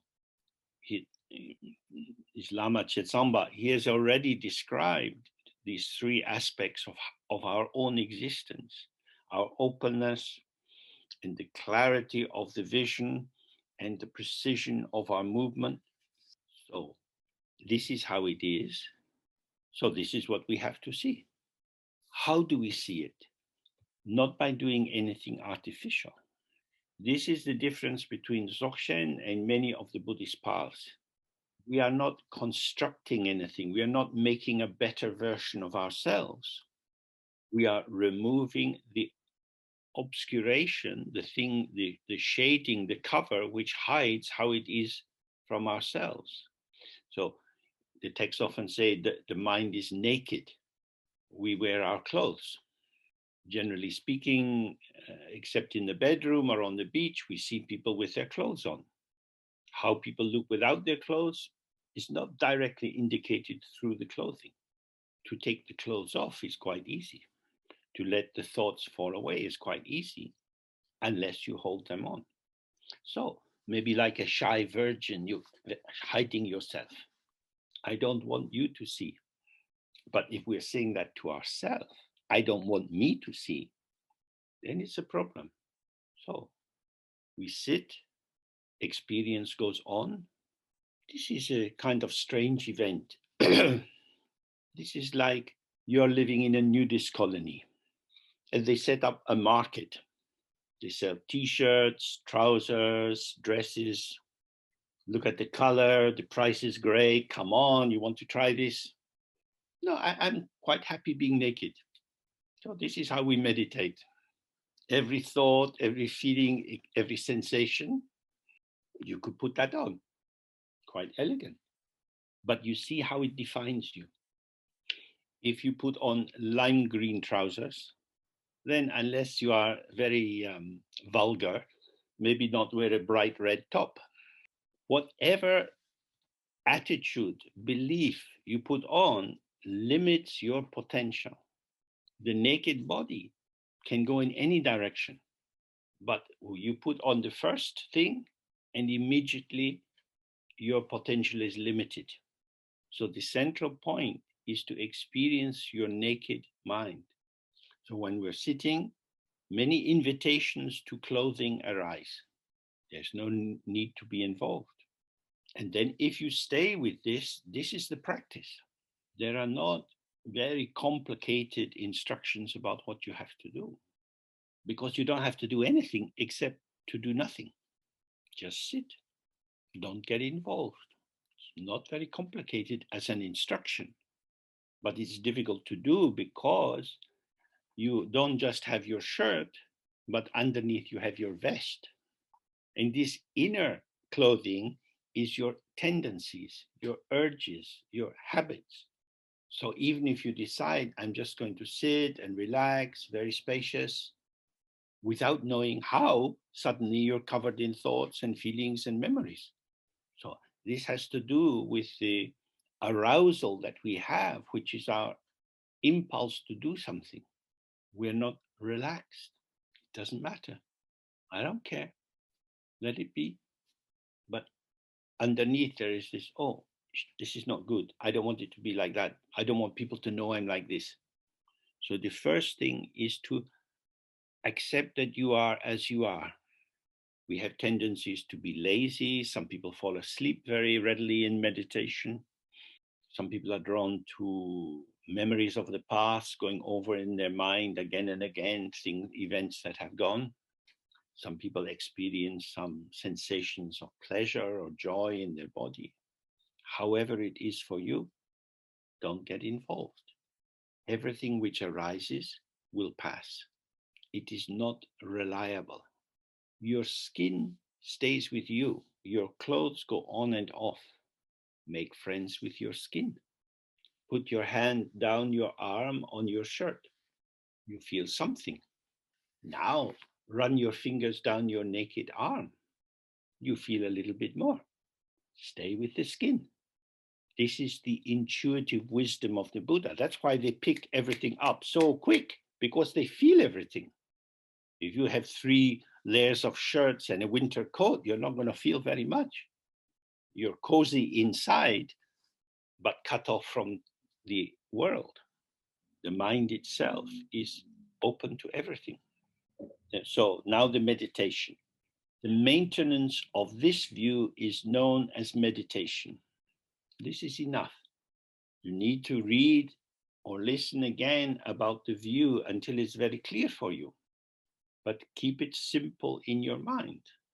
Try to write down some simple points which distill for you as clearly as you can all that we have been covering. Then go through the text again and see if your version seems to be clear. When it says the maintenance of this view, it doesn't mean that you are maintaining it through thinking about it again and again, but we maintain openness by being open. We maintain immediacy by being present moment by moment. And we maintain the potential by allowing ourselves, especially when we're out of meditation and interacting with others, by allowing ourselves to respond as required, so that we see that the potential is not my personal potential, but I, in my embodiment, my speech, my thoughts, I am the energy of the ground. And if I stay with the ground, I'm close to the source of the energy, and so it keeps flowing. But when I lose the ground, I'm caught up in imaginings, which I'm elaborating through adding more and more thoughts and feelings and hopes and fears. Then it's not so easy. You can see this for yourself. Your thoughts and memories seem to add value, but they only do that inside the paradigm or the frame of reference of duality, of being a human being, going here, going there. You will die. Nowadays, many people think, I only have one life. You could believe in many lives or one life. That would be dogma. Maybe the teacher says you have many lives, so you say, oh, now I know I have many lives. That's a belief. But if you sit with your mind, thoughts, feelings coming, going, then you see, like the mirror, reflections coming, going, but the mirror is there. The mirror is not trying to edit or control the reflections. The mirror is open and available. Oh, you bring that into your practice. Openness. You put your little scales like a drug dealer. On one scale, you put openness. On the other scale, you put my thoughts, my feelings, and so on. At first, you are very tilted towards your own ideas. Very important. That's so important. And the great thing about them is they keep coming. You can always have thoughts. Amazing. Oh, they're not always the thoughts I want. But anyway, I always have thoughts and feelings and sensations.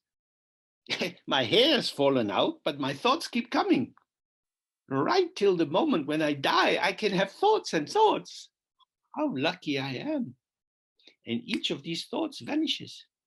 But I'm still here as the thought of me, but thoughts vanish. The thought of me is vanishing and vanishing. I have to keep thinking about me. No problem. I'm self-obsessed. I'm always thinking about me. I am so permanent. Yeah, you see. So close, but you don't get it. That's what he means by our falseness. I am continuous, but I am a thought. Oh, if I'm a thought, I'm not continuous, but I am continuous. So look more, look more. What is it that continues? Is awareness, the mirror. As the mirror, I don't exist. As reflection, I am ceaselessly manifesting. It's not either or. Both are arising together, inseparable. So this is a meditation. Relax into the openness of the mind itself, which, like a mirror, is always displaying the movement of the mind. Thoughts are not the enemy. They only become dangerous when you become involved in them. If you didn't have thoughts, you couldn't function in the world, you couldn't earn money, you couldn't be kind to people. Thoughts are connectivity. They belong to the house of compassion. We mistake them. We think that they are the essence of the house of wisdom. But wisdom or clarity is intrinsic. As he said, like the sun rising in the morning dispels the darkness. In Tibetan, they say, ye she. Ye means from the very beginning, means intrinsic, and she is knowing, means always knowing, just illumination without effort. So this is the mind as the mirror. It allows whatever is arising to arise. The ego can feel anxious. If I just let my life go as it goes, I will get lost. I'd be crazy. On one side, the clarity of the mind is passive receptive. It's illuminating whatever is occurring. But it's different from the mirror because it is intuitive. It has an instant simplicity of response. We don't have to think and plan too much. When subject and object are moving together, patterning arises spontaneously. If you try too hard, if you think too much, it becomes very solid and starts to grind. So just couple more sentences. Connected with this is the teaching of the methods for keeping the mind steady. To begin with, stop the activities of your body, voice, and mind.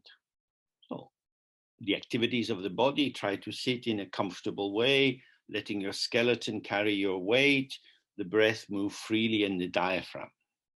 Relax your breath so that it's deep and even and don't make any sound. So that releases the activity of the voice. To release the activity of the mind, let the mind run free. Don't try to control it. If you try to do it controlling, it will move with you and you end up in some staccato engagement. Awareness is unmoving. Let movement move. Stay relaxed, open, and aware. Now, maybe at first these words don't mean anything. You have to try. It's like when you start to ride a bicycle. Someone says, hey, don't keep going to one side and then the other. Stay in the middle. You hear these words, but you don't know what they mean and you keep falling off. But gradually, your body and the bicycle start to make friends. Then you understand what gravity is. So it's the same with this. Stay settled. Movement is moving. Every now and then a big wave from the movement catches you and you're in the water tumbling around. Then you're there. You're not moving anymore. You're just present. So we go for the middle way. Not merged with what is arising, but also not separating off so that we are observing from a distance. Life is moving through the mind. We are the open mind. So sit with the movement. Whatever comes, comes. Whatever goes, goes. You're still there. As he said, at the center of the world is just one letter A. It's empty. Then when you get up from sitting, amazingly, you can still put your shoes on. You can make a cup of coffee. Don't think about it too much. Stay present and allow the making of the coffee to flow through the sequencing of your body in relation to the kitchen. Okay, so we stop for today. We meet again if you're interested in 2 weeks' time. We'll continue with the text. I've offered you many ideas for how you can start to practice by investigating yourself and the world. Do it or not as you choose. If you prefer to watch some football on the television, look at the football, enjoy it, and just look at the end what stays with you. Some feelings, some thoughts, some sensation. Incredible. I didn't have thoughts, feelings, and sensations before watching the football. I must watch more football. The only thing that really stays is awareness. Every distraction, every activity will vanish. If you are light and open, it's pleasure. If you're trying to control the vanishing or hang on to it, it's trouble. So thanks again to our wonderful translators, and thank you all for your attention, and I hope it's useful. So perhaps see you in 2 weeks' time. Bye for now. Bye-bye. Bye-bye. Bye-bye, James. Bye. Thank you. Bye. Thank you, James, James. thank you. Bye. Everyone. Hi, James. Thank you very much. Obrigado. Obrigada, Bye. Milton. Oh, muito Bye-bye. obrigado. Bye. Bye, Thank you. Milton. Bye. Thank you, everyone. Bye. Bye.